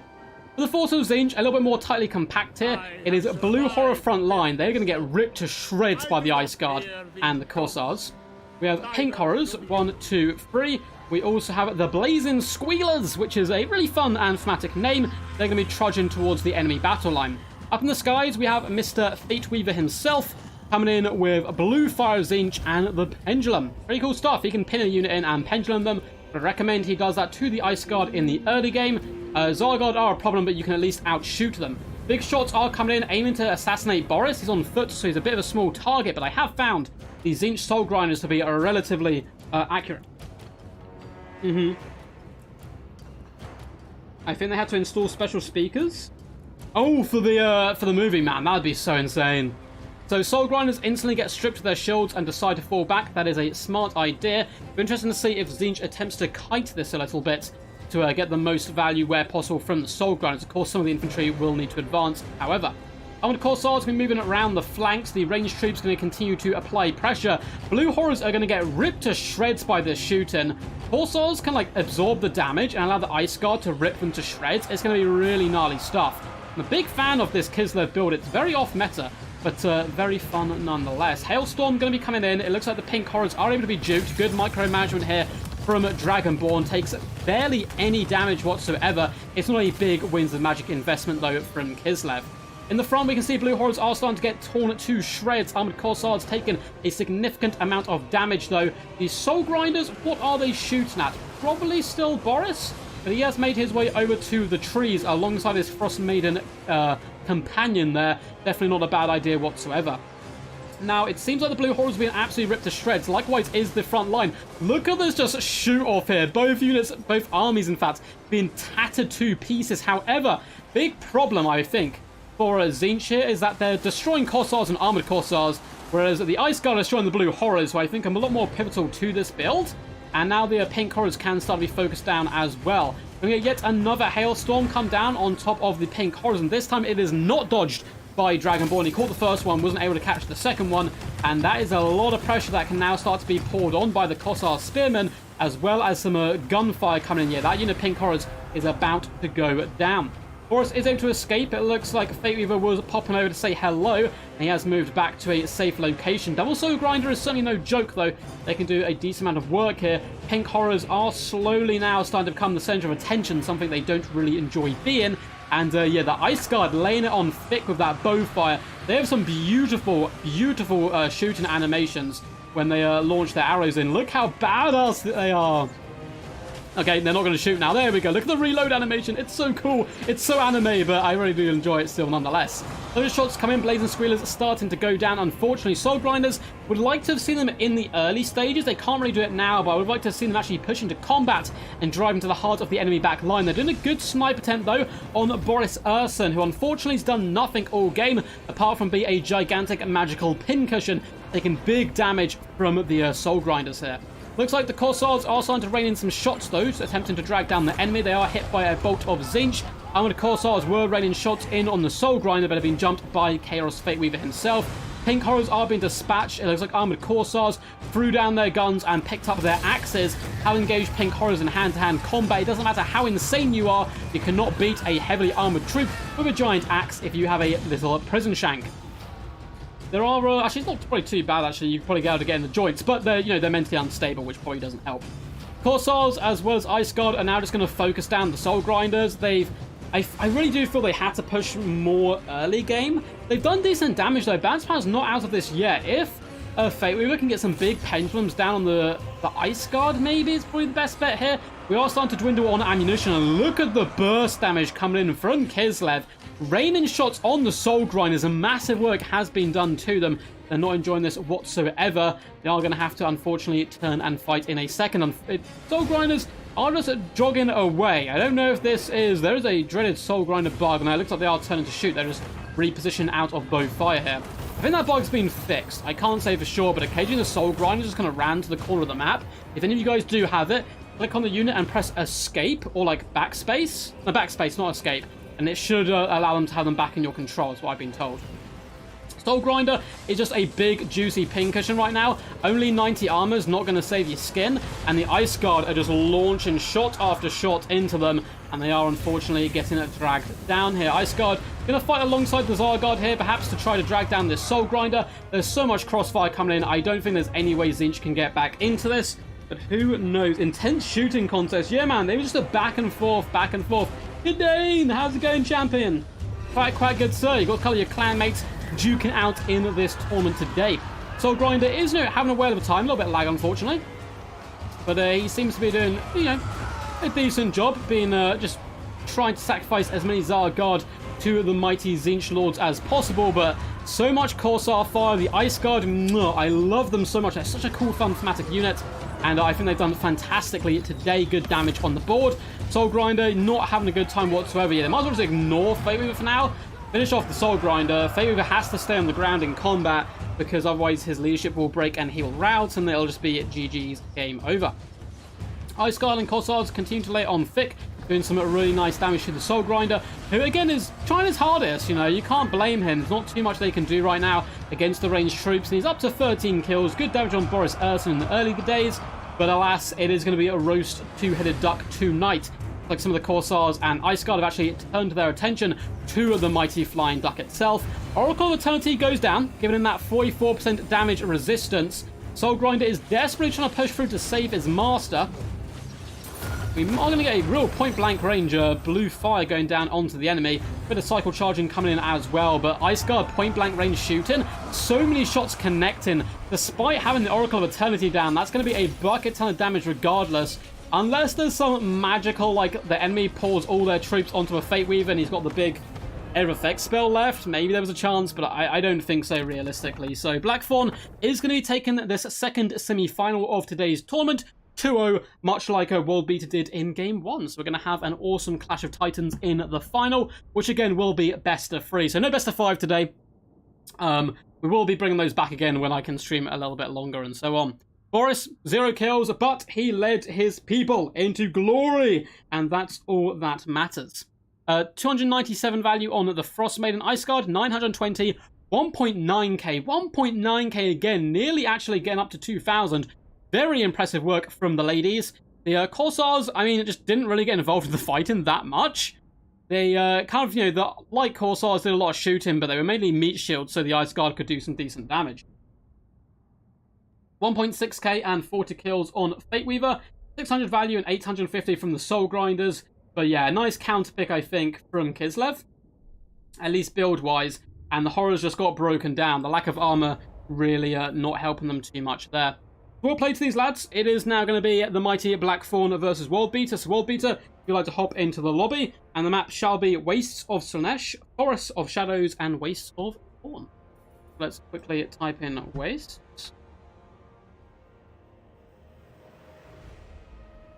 Wastes of Slaanesh. Where are you? There we go.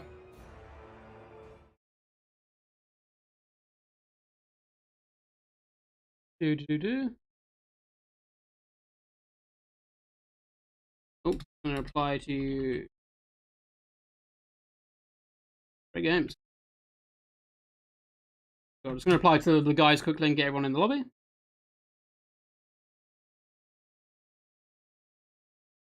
Yeah, Dragonborn played really well. He had some lovely games.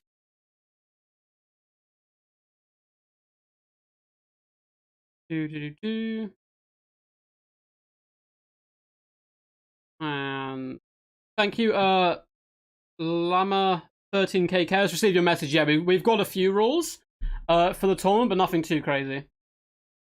It's an internal like tournament today. It was like an invitational, so we got a few house rules and stuff. Nothing too crazy. Nothing too crazy. Not a swing of a sword so far. Yeah, there was a game of just like, I'm going to obliterate people as much as physically possible. Darn, I didn't realize this was a tournament going on today, I would have signed up. So it was a closed tournament today. We're probably going to do a closed one later in the week for a Domination one. And then hopefully I'll be like basically fully recovered by then, or close enough that we can then do normal like open tournaments again. Pulin, how's it going, champ? Quack, quack. Let's end the poll there quickly.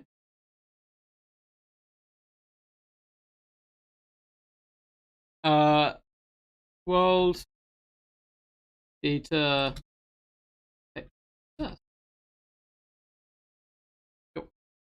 Yeah, top bracket picks first, basically. And let's quickly update the scoreboards. So that was... Oh, that was 2-0 there to Black Fawn. Bring his score back down to 0 in the sake of fairness. I feel like a best of 3 starting 2-0 up would be a little bit rude. Very well played to Drownborn, but he is going to be bowing out here today. And we will get the world beater himself back in. Awesome stuff. Who's your money on, guys? Both these guys played incredibly well so far. And it is going to be Waste of Sinesh, followed by Forest of Shadows and Waste of Corns for the map. Yeah, good to see so many people around today. Hope you guys are enjoying. Yeah, that was brutal, man. The gunfire was just... Or the bowfire, I should say. Very impressive work. So I think Blackthorn's quickly going to run and grab himself a drink. And World Beater is going to be picking Ogres and banning Corn, which is quite good stuff. So we are going to see Ogres for the first time. Lots of Corn so far, lots of Grand Cafe. I think every other faction's been picked here and there. No Nurgle so far, which I'm very surprised about. But I suppose in a pick and ban, you got to be careful. You kind of want to use it as a counter pick. More than anything. Have you heard of the XCOM style Arthur? Oh god. I'm assuming it's like the Sword in the Stone, like Arthur Legend game. It came out not long ago. It looks very interesting, having that style of gameplay in medieval setting. What's it called?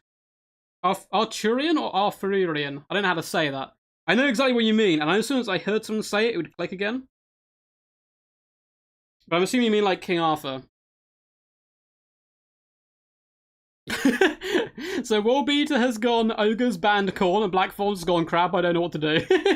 Picked Nurgle. Interesting. Okay, he's going to have a lot, I mean a lot of air pressure on the Ogres to shut down their range. Because the range could suddenly rip into the enemy rather aggressively. Let's quickly power poll on who you guys think is going to win. And it is going to be who will win. And it is going to be Nurgle taking on the Ogre Kingdoms. Guts out, boys. There we go. Oh, JJ Classic, thank you so much, dude. That's really appreciated. You certainly are the most classic of JJs. Thank you for the $2 donation, man. And there's like a little pair wobbling back and forth saying cool. Thanks, man. That's really lovely of you. I really appreciate it. King Arthur Nighttail. You could send me a link to the Steam page, Raptor. Maybe I'll play it on stream or something. I'm tempted to do a run-through of... I do want to play Dune again, because I really enjoyed the game, but I wanted to play it on stream. I haven't played that much of it. But I was tempted to do a run-through of... Darkest Dungeon, I think is what it's called, on stream.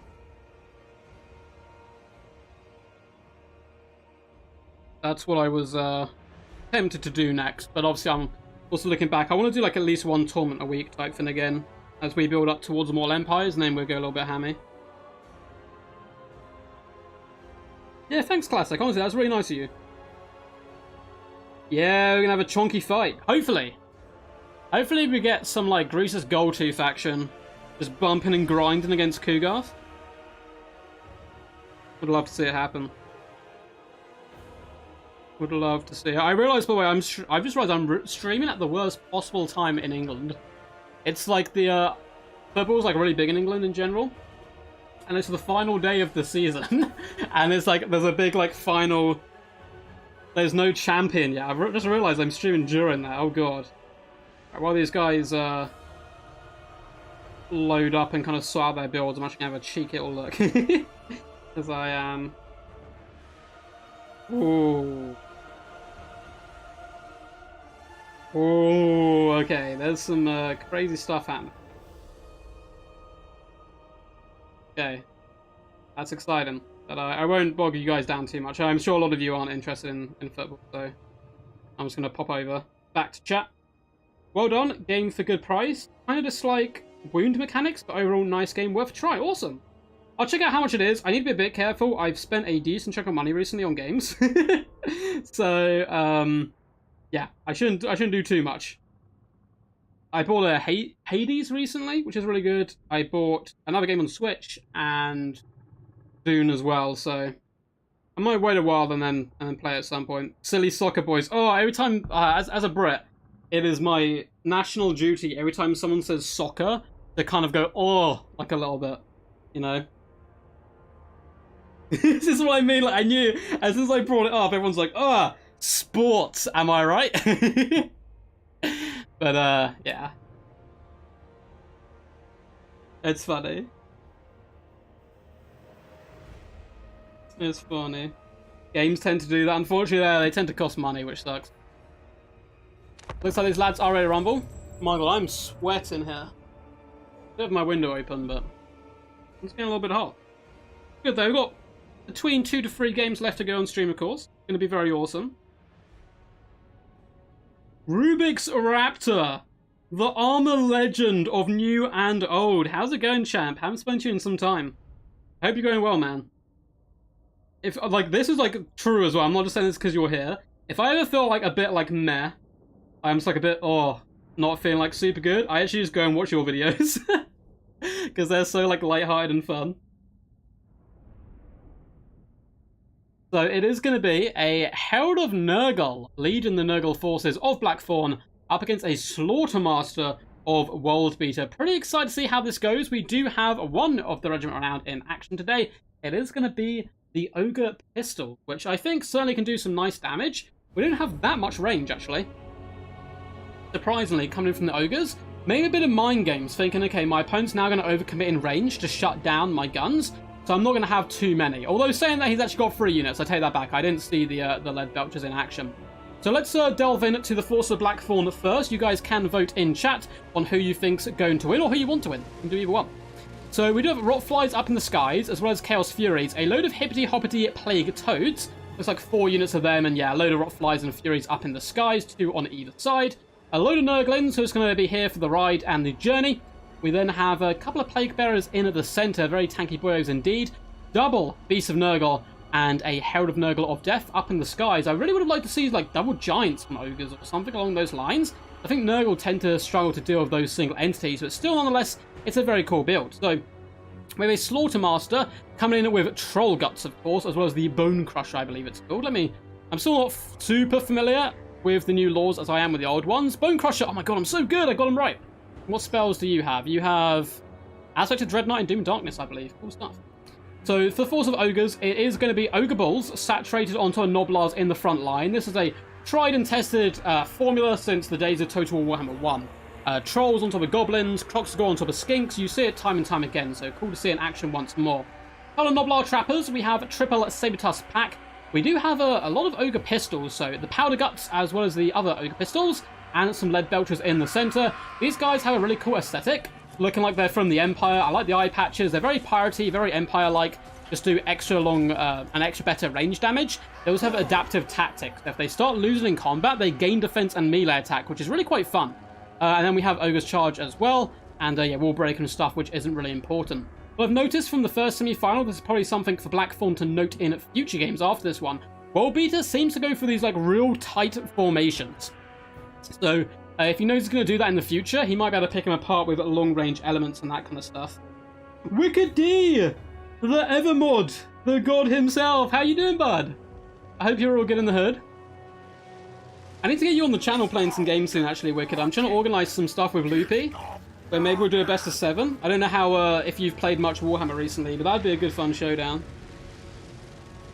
Yeah, it's going to be a big fun fight. Hello, compliment. Thank you. No, honestly, man, it just cheers me up, dude. It's really good fun. Anyone who's up for like some like light-hearted content, which is also like edited really well and so on, definitely check out Rubik's Raptor, man. He does some really funny stuff. I do miss the Vermintide. I wish there was some more Vermintide videos, but, you know, that's personal preference. But anyway, back to the glorious bout here. So the Ogre Pistols are going to start moving up. Interesting to see what they focus down. Most likely going to be going for the Beast of Nurgle, I would assume.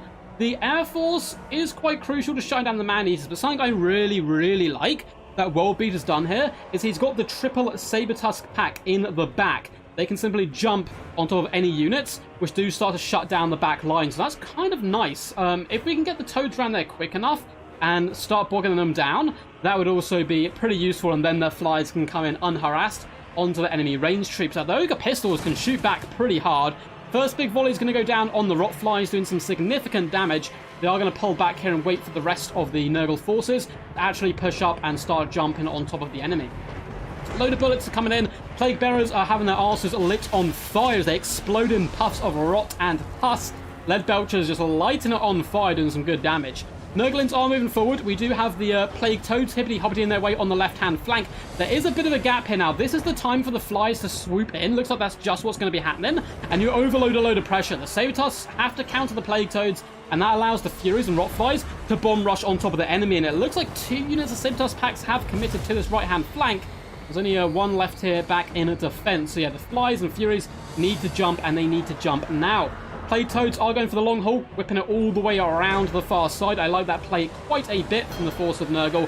We do get a big Doom and Darkness come down. It is upgraded, so it becomes Air of Effect, and it may just be enough to break these Ogre Balls. The Noblars have broken. A massive flank overload coming by the Nurgle player. Classic stuff. Love to see it in action. And now the Man-Eater Ogre Pistols are being surrounded by Rot Flies, who are currently getting healed up nice and juicy.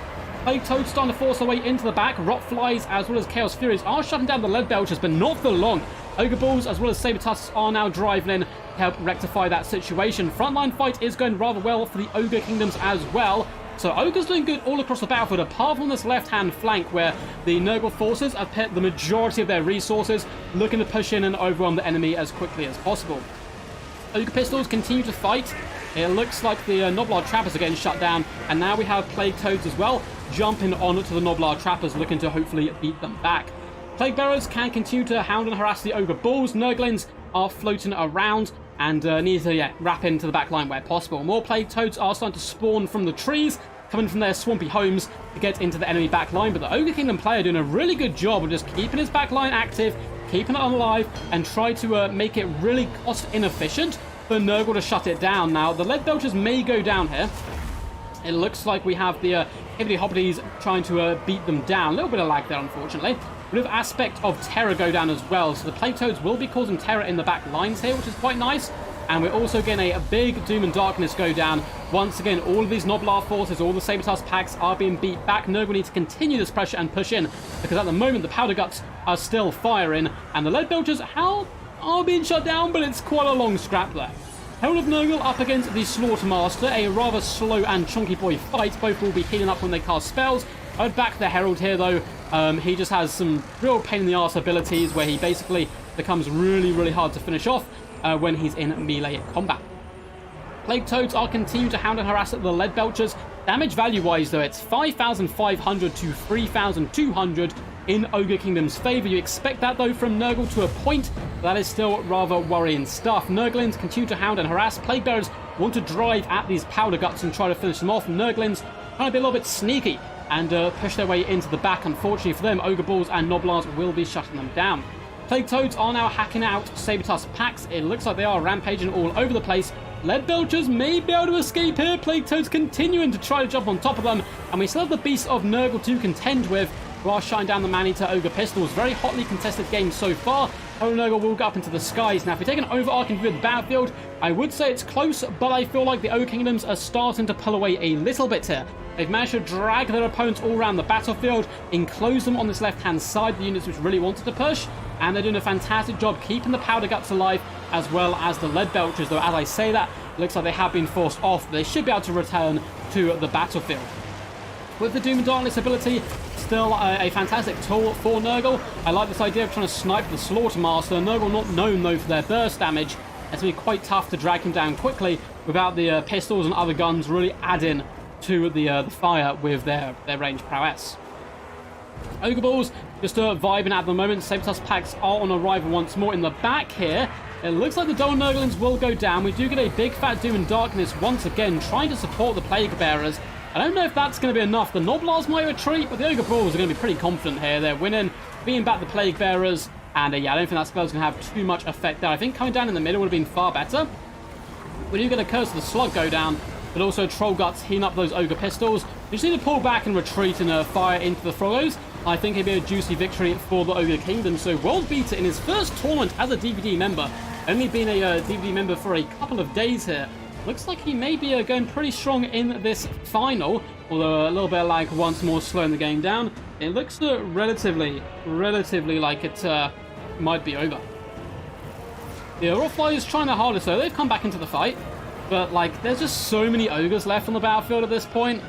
And it looks like, yeah, we've got the Powder Guts operational again, Lead Belchers operational again. There's simply no way. Like, once they get in and start shooting down the Sluggos, I feel like it might be finished, but you never know. Leadership's starting to waver quite badly for the Ogre Kingdom player. See, if we were Doom and Darkness here, I think it would do so much more work than where it was initially placed. Because all the Sabertusks could kind of be run in. Some of the Bulls might even have fled as well. Dark Tide soon? Oh, man, I need to message the Dark Tide guys. I think I may have done it initially to try and get some like early access, but I'm not sure if I managed to get through to them. But yeah, it looks like the Rothflies are finished off. Lead Belchers will be pushing up. Is there anything left around on the battlefield for either troops? Not really. I do love this map though. It's very fun and thematic. Back to the action. It looks like, yeah, Ogre Pistols. This is really nice play. Look at this. Reposition yourself into the rear of the enemy and then just unload hell. We are up to just shy of 1.2k value. In fact, we just go over 1.2k value with the Powder Guts, shooting into the rear of the enemy. Lovely harassed by the Nurgle player. I think that flank overload was real nice and juicy, but it's probably not going to be enough. We do get an Overcast Doom and Darkness, though. Negative 16 leadership. Could get a big fat rout going down here. Looks like Ogre Balls starting to flee. Noblars are running to save their own skin. Lots of troops shattering now, including the Sabertusk pack. We then get the aspect of the Dread Knight going down to cause terror. And a heal. We're looking for a big terror rout. It's going to have to be a gigantic one to get Nurgle back in the game, and even then they don't have the mobility to chase down the troops which start to tear out. As you can see here, look, Ogre Balls being tear outed, but they're simply going to come back. And I love the build, I love the idea. I mean, aspect of the Dread Knight with Doom and Darkness is an old school classic combo, and it nearly worked, but alas, the Ogres are too strong. I think Ogres are a very powerful faction, despite the fact they've had some nerfs in recent times. Ogre Pistol is going to continue to pound down, just focus down the Herod Nurgle. Once he's off the battlefield, it's all over. But I keep saying this, the Beast and Nurgle are holding really firm. And if you break the enemy troops enough times, they will shatter. And look at this, a load of Sabertusks are running for their lives, Noblars are running for their lives. These amount of Ogre Balls, what scares me is the Powder Guts and the Lead Belchers. And yeah, it looks like Arm Losses is going to kick in. Very close game there. Bit of a slow ending, but it was pretty fast and furious, at least by Nurgle standards, with that big push early on the left-hand side.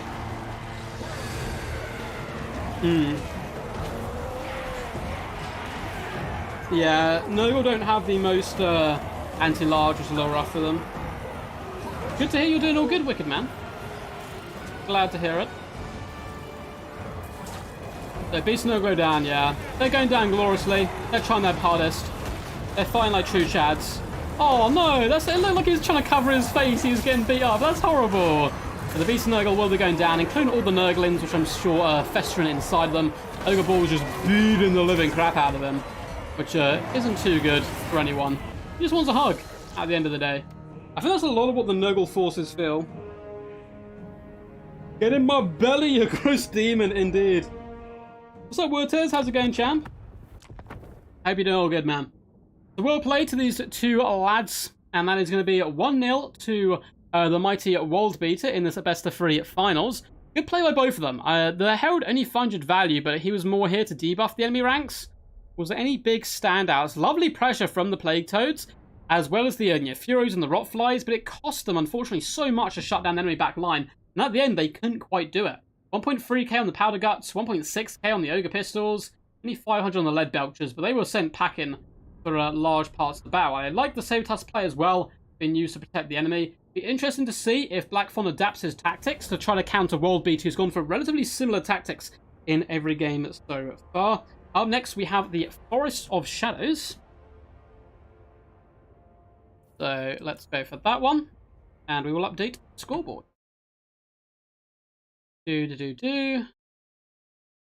And it is 1-0 so far to Oldbeat. Let's pop back in. Too late. Yeah, the no-goal push was really good, but it was alas a little too late. So I'll keep you guys updated when they pick and free. Well, they're picking free? Pick and ban, sorry.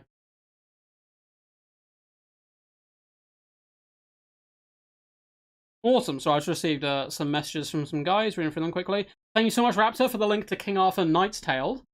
I think I saw someone casting this, you know. I'll look into it, but thank you. And thank you, Alfredino, for the replay as well. Awesome stuff. I'll check it out. I will check it out for sure. I'm just going to double check something. Do. Awesome stuff. Cool. So I'm checking the football. It's the last day here. I know, like, Star Wars Tour not a big fan in the Total War community, but it's really dramatic. There's a big title race going on. And I don't support either of the teams in the title race, but I would prefer one of them to win it. And I won't spoil it in case anyone watches like a match a day and stuff and is waiting. Cool.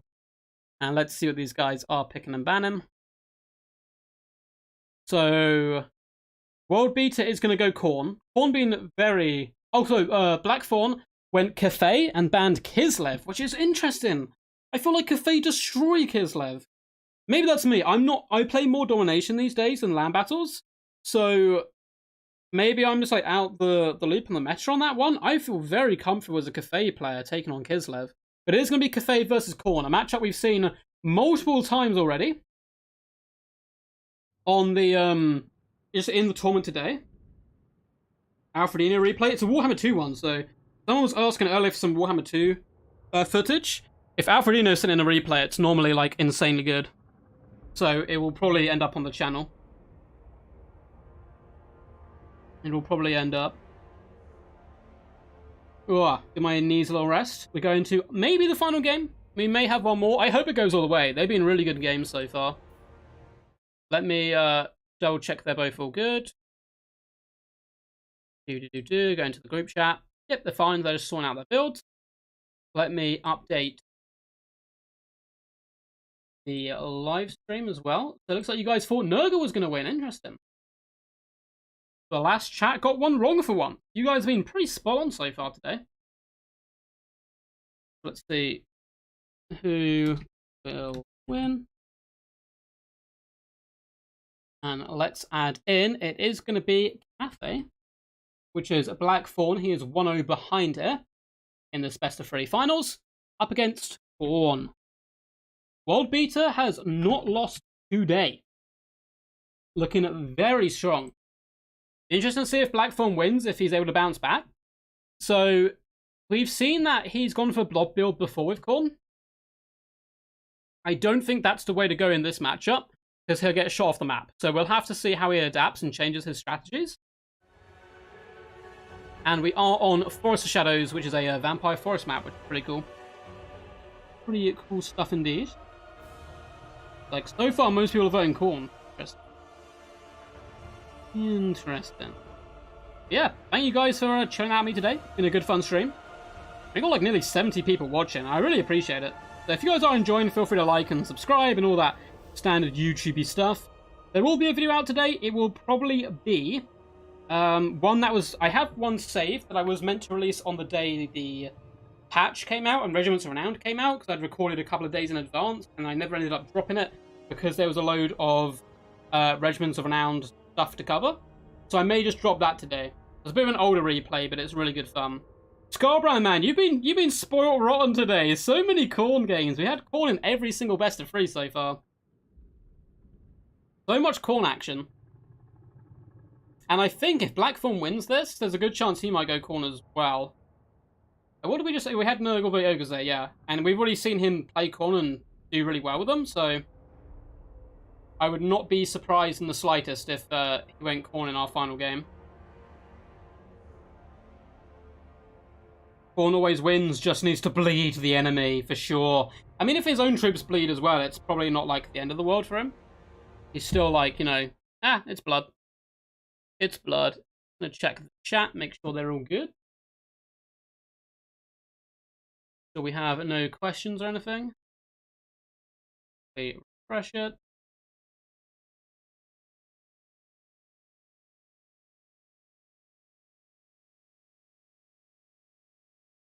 More stuff.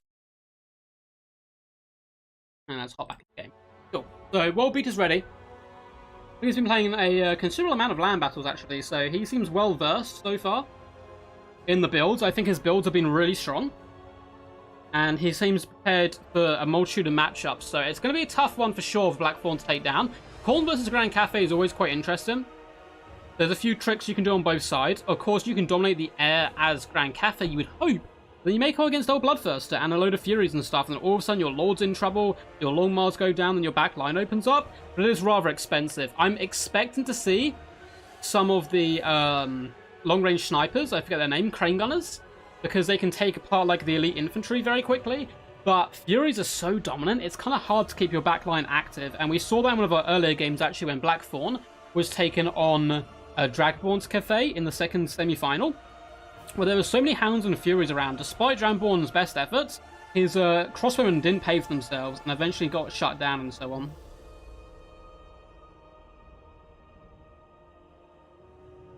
So, yeah. Interesting. I don't know. I'll leave you guys to the ones to do the voting and see who you think's going to win. Looks like they're both ready. Let's delve into this. Oh, big fat stretch. Grab a cheap drink.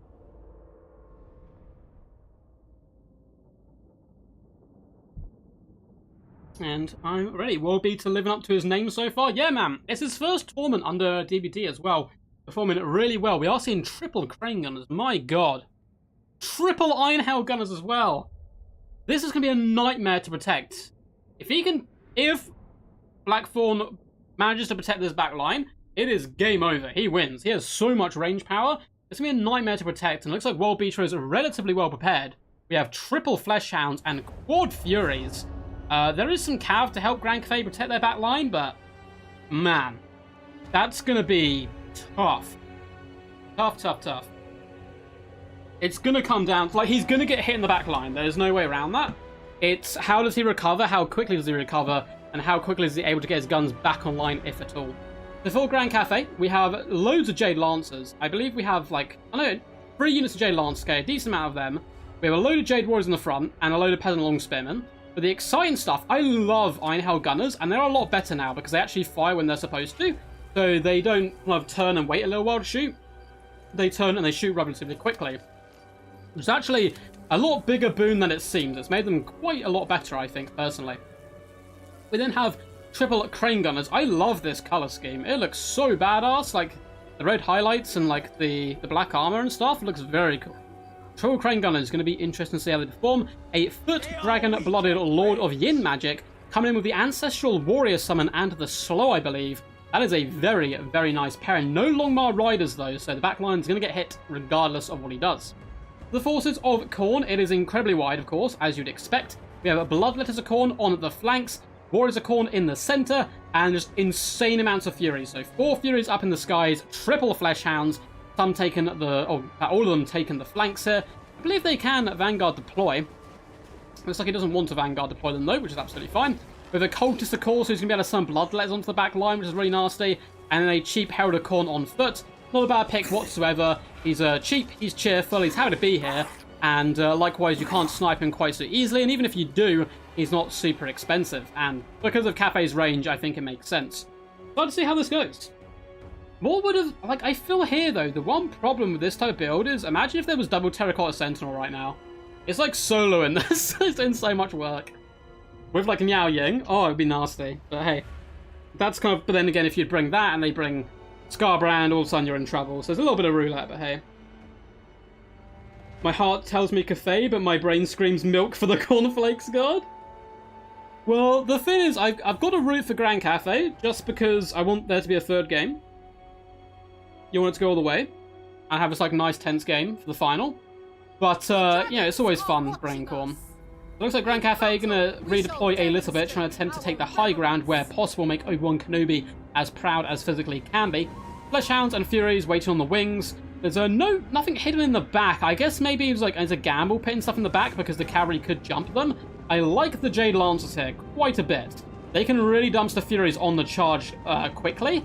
Fleshhound's going to be more of a problem. Now, the Crane Gunners are opening up shots. Looks like they're aiming at the Fleshhounds, which is not bad, you know. Take out the units which are going to take you down. That can always be quite a good way of looking at battles and allow you to, you know, contemplate how best to go about picking apart your opponent. Iron Hell Gunners are going to be relatively decent at actually taking down Furies if they're able to get those burst shots off. It's going to come down to can he connect them well, though, which obviously is going to be the problem. So Iron Hell Gunners are lining up some shots. The Furies, guys, you want to go around the formation, not in the front like this. If they fire, I don't know if they're going to fire. They're kind of, there they are. Oh, it's going to be not as much damage as I thought, actually. Actually, about half HP. Okay, not bad whatsoever. Definitely want to see some cavalry commit here. But it's probably worth just crossfiring and use the carry to protect against these Furies. So the Jade Lancers have gone walkabout a little bit. They are jumping Furies and trying their best, but the Crane Gunner's been shut down here. Triple Furies are being committed, though, which is a solid amount of money. But, of course, the Crane Gunners as well as the Iron Hell Gunners are what's going to help win the front line. One unit of Furies is gone. It looks like the Jade Lancers were kind of a little bit just caught unawares. And the Crane Gunners are going to fall back behind the Peasant Longspin, which is good play there by Black Thorn. Needs to get these guys to safety. It looks like the Furies are simply going to bounce onto other units. They've started to pound down the front line, but they need a bit of time. Iron Hell Gunners have turned to unleash hell upon the Furies, doing some massive burst damage. These lads do so much work in such a short duration. 400 value already, and it looks like the Furies are being relatively well dealt with, but there's been so much harass and so many units going all over the place that the front line of Khorne has been able to connect with been relatively unscathed. Particularly the Bloodleads on the flanks is a bit of a concern for Grand Cafe, I think. Chaos Warriors will be able to beat back the Jade Warriors as well. We're going to get an Ancestral Warrior summon, though. Looks like it's going to be slamming in to the Blood Letters of Khorne. Likewise, the Jade Warriors do meet the Fleshhounds man to man, man to demon in combat. They've got to rip and tear into each other. This is a good situation for Grand Cafe because so many of the backline harass units are now being stopped by Khorne. The backline is getting cleared up a little bit. You see Furies going down. Unfortunately, there's Bloodletters sneaking in through the gaps, as well as Fleshhounds here on support duty, looking to swoop in. Iron Hell Gunners continue to pepper the enemy, but some of them are engaged in hand-to-hand combat. Very messy fight so far. Fleshhounds are getting dragged down by Peasant Longswordmen and Jade Lancers. It seems like the Fleshhounds, yeah, will be unfortunately fallen here. Ancestral Warriors, not designed to kill Bloodletters, but hey, you're a summon, get in there and do your duty. Should be able to, alongside the Peasant Longswordmen, you'd hope, run down these troops. We do get a nasty slow go down on the Chaos Warriors. That is going to enable the Jade Lancers to really hammer home. And oh my god, the Iron Hell Gunners shotgunning them down the flank as Jade Warriors crash in from behind. Lovely play so far by both players. Crane Gunners are active and shooting. There are some Fleshhounds on arrival. Actually, I should say Crane Gunners aren't shooting. They're simply repositioning. But the Jade Lancers can now try to finish off these Fleshhounds and allow them to fire in. Because though I think Grand Cafe is doing a fantastic job protecting the back line where possible, the big iron fist of Khorne is still coming. The infantry relatively unscathed at the moment, carving through the Jade Warriors with gusto. Iron Hell Gunners should be able to rally. This could be crucial. If these guys can rally quickly before these Jade Warriors on the left break, they could really shoot into the Bloodletters and do some massive damage. Backline is still a mess, though, with the Crane Gunners being shut down despite the best efforts of the Jade Lancers. Fleshhounds, one of the best harass units in the game, and Iron Hell Gunners are taking a bit of a breather here and falling back, as there's a nice resurgence from Grand Cafe as they are able to beat back these Bloodletters, it would seem, and make a pocket of resistance once more. Lovely rear attack into the Bloodletters by the Peasant Longspearmen. The Iron Hell Gunners have rallied, then get down the flank of this unit and start shooting, and it looks like that's just what Black Thorn has in mind as well. They should be able to pierce the thick armored hides of the Chaos Warriors and beat them back. These Fleshhounds, man, I hate undead doggos in Warhammer 2, and the Fleshhounds really fill that category still. They just, because they're unbreakable pretty much, it's so annoying to finish them off, and the Jade Lancers are trying their best to shut them down, but it is nigh on impossible. Iron Hell Gunners doing some nice work. It looks like there was a slow popped on the lag there, but also on the Cultist of Khorne as Iron Hell Gunners start to unleash hell upon him. Likewise, we have the Crane Gunners shooting in, doing some pretty meaty damage to the Cultist, but nothing too crazy at the moment. He's going to force his way into the back line. Cavalry's been used expertly so far by Black Thorn, it has to be said. and he is using its kind of mobility advantage right now to really pound down the infantry of Khorne. Ancestral Warriors as well. Doing a decent job. They've got okay armor piercing, taking down some of the warriors there. Ironhell Gunners have lined up down the flank, and this could turn the tide in this fight which has been on for so long. Look at the shotgun shots reaping down the rear of the Chaos Warriors, or down the flank, I should say. That's going to turn the tide quickly. Can the Jade Warriors hold long enough? They're very, very beat up at the moment, but I would like to think they know their homies are nearby, and they'll fight even harder in hopes of supporting them. Peasant Long Spearmen are clattering into Bloodletters, trying to force them back. The Crane Gunners are finally able to shoot. Looks like we've got Tunas popping shots. They've been struggling all day long to get shots off.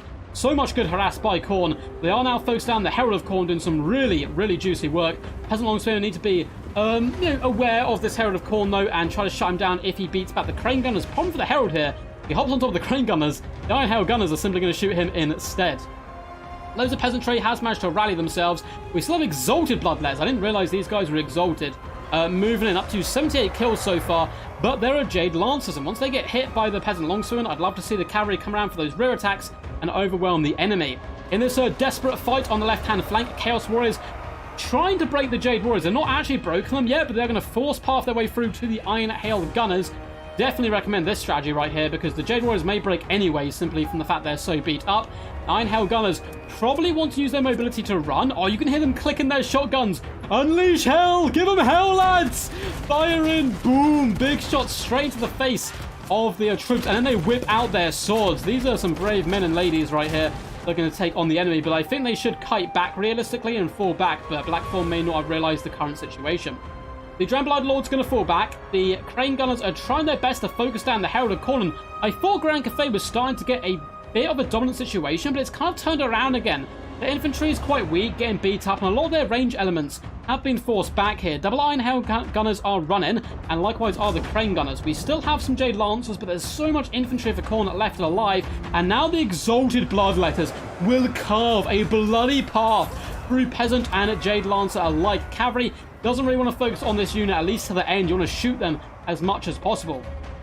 Ironhell Gunners have unfortunately been caught and dragged down by the Warriors of Khorne. Unfortunate situation. I think the Ironhell Gunners definitely wanted to fall back there where possible, but it's easy for me to say from my high little duck perch here. There's so much going on the battlefield. Micro is going to be a bit mad for both players.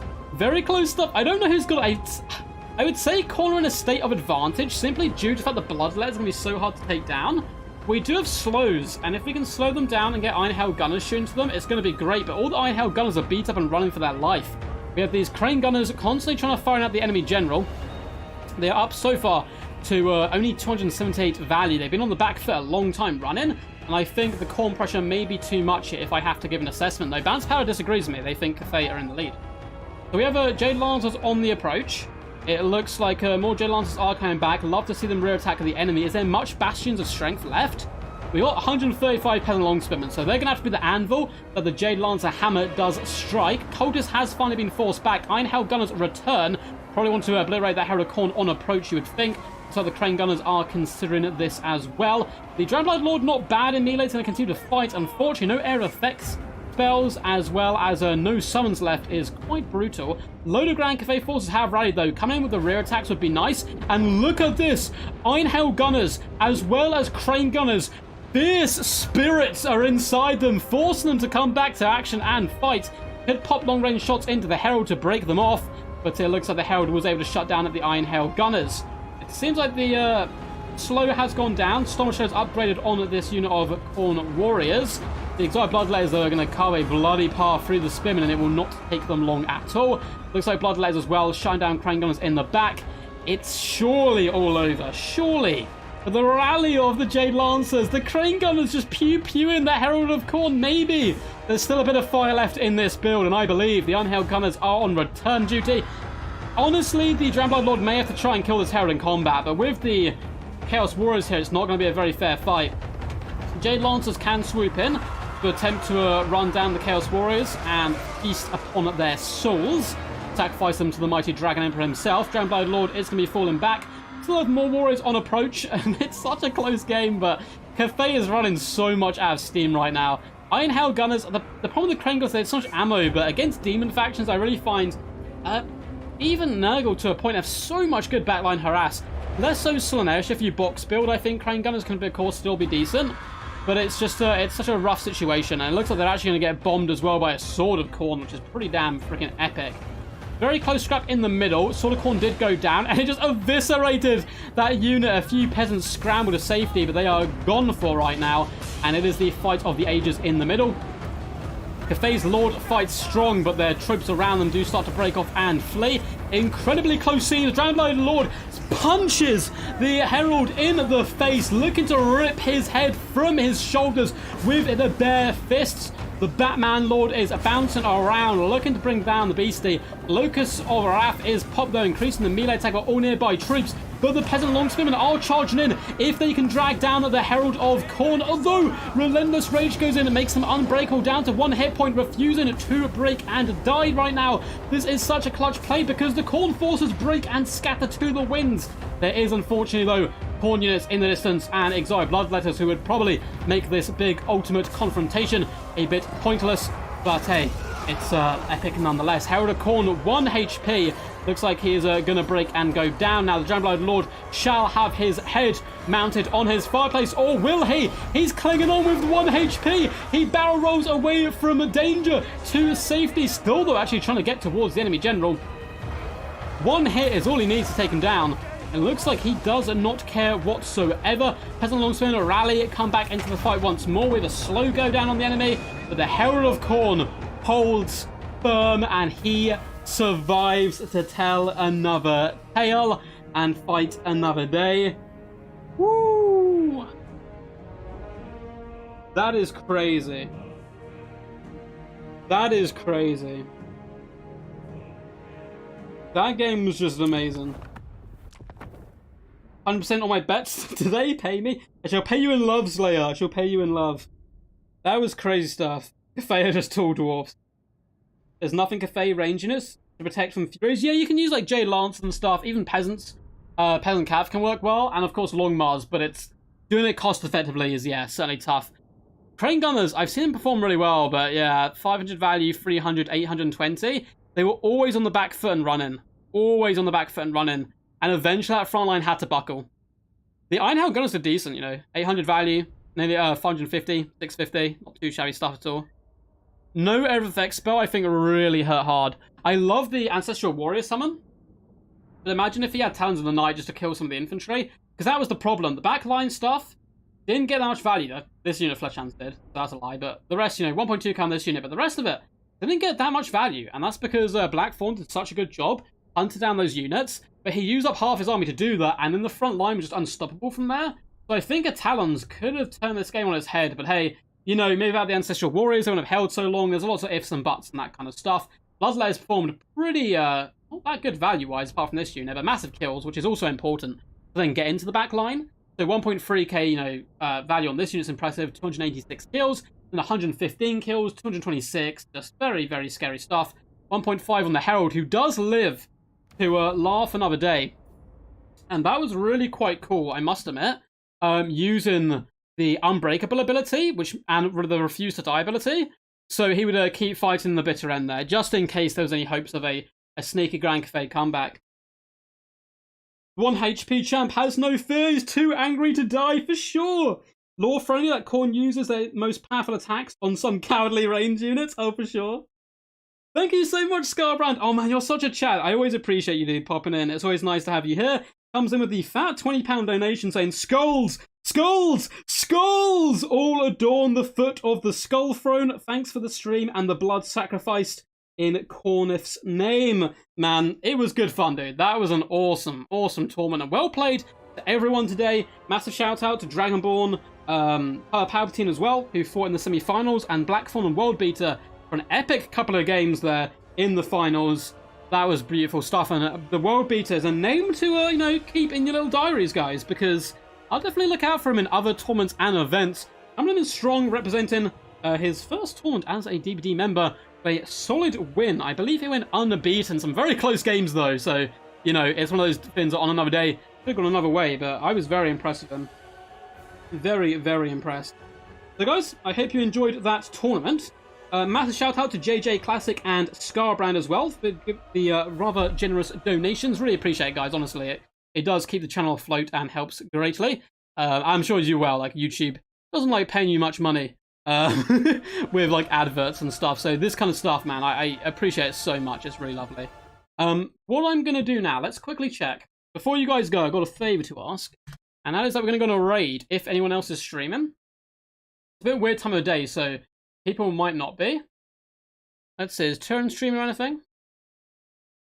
If not, what I'll do is I'll upload a video and just send you guys that. You know what, I'll do that. It doesn't look like Turin streaming, so I'm gonna upload a video now, guys. And if you go to that video, because YouTube like hates when you upload multiple things in one go, so I want to kick its butt. And if I upload this video, it is an old replay from pre-patch, but it's a fun little land battle called Wall of Fire. And yeah, go over there and just yell quack. Just yell quack at the video. I'll be interested to see how many people actually like follow over and that kind of stuff. Let me quickly make that video public, and then I'll drop a little link to you guys. Honestly, guys, it was really good fun being back, hosting a tournament. Expect a lot more tournaments in the future now that I'm very close to recovery. I feel a lot more comfortable doing like longer streams again. And we'll probably have a similar format with Domination games, like midweek maybe, or we might have a best of 7. It's tough to say at the moment. And then we'll have some more open ones. Cool stuff. So let me quickly link you guys to the video. Be aware this was post-patch. There are, of course, some changes. But there you go. So feel free to go over there and check it out if you've not had your fill yet of Warhammer content. Thanks for the stream, Ducky. Looking forward to more. Thank you, Parkrilla Man. Honestly, you're a true Chad and a true champ of the people, man. I'm always happy to have you here, man. I hope everything's well with you, dude, as well. Please continue to make glorious music as well. 2 wins on Palpatine is strong as hell. Yeah, that's what I mean. He's scary, bro. They're both scary. I think Palpatine has mainly been doing Domination since Warhammer 3, but that's not to take anything away. Like, he's still a really scary player. A new champion walks among Ducky's Chads. It's true, it's true. GG's Well Beaten, man. Fantastic game. I hope you enjoyed. Let's end the poll there as well. Looks like Korn just about been voted the one to be victorious. And yeah, there's a link to my video that I just dropped. So until next time, guys, peace, peace. Thank you so much for the support today. It's been really good fun being back doing some tournaments. Expect more in the future. And until next time, peace, peace. And as always, stay awesome.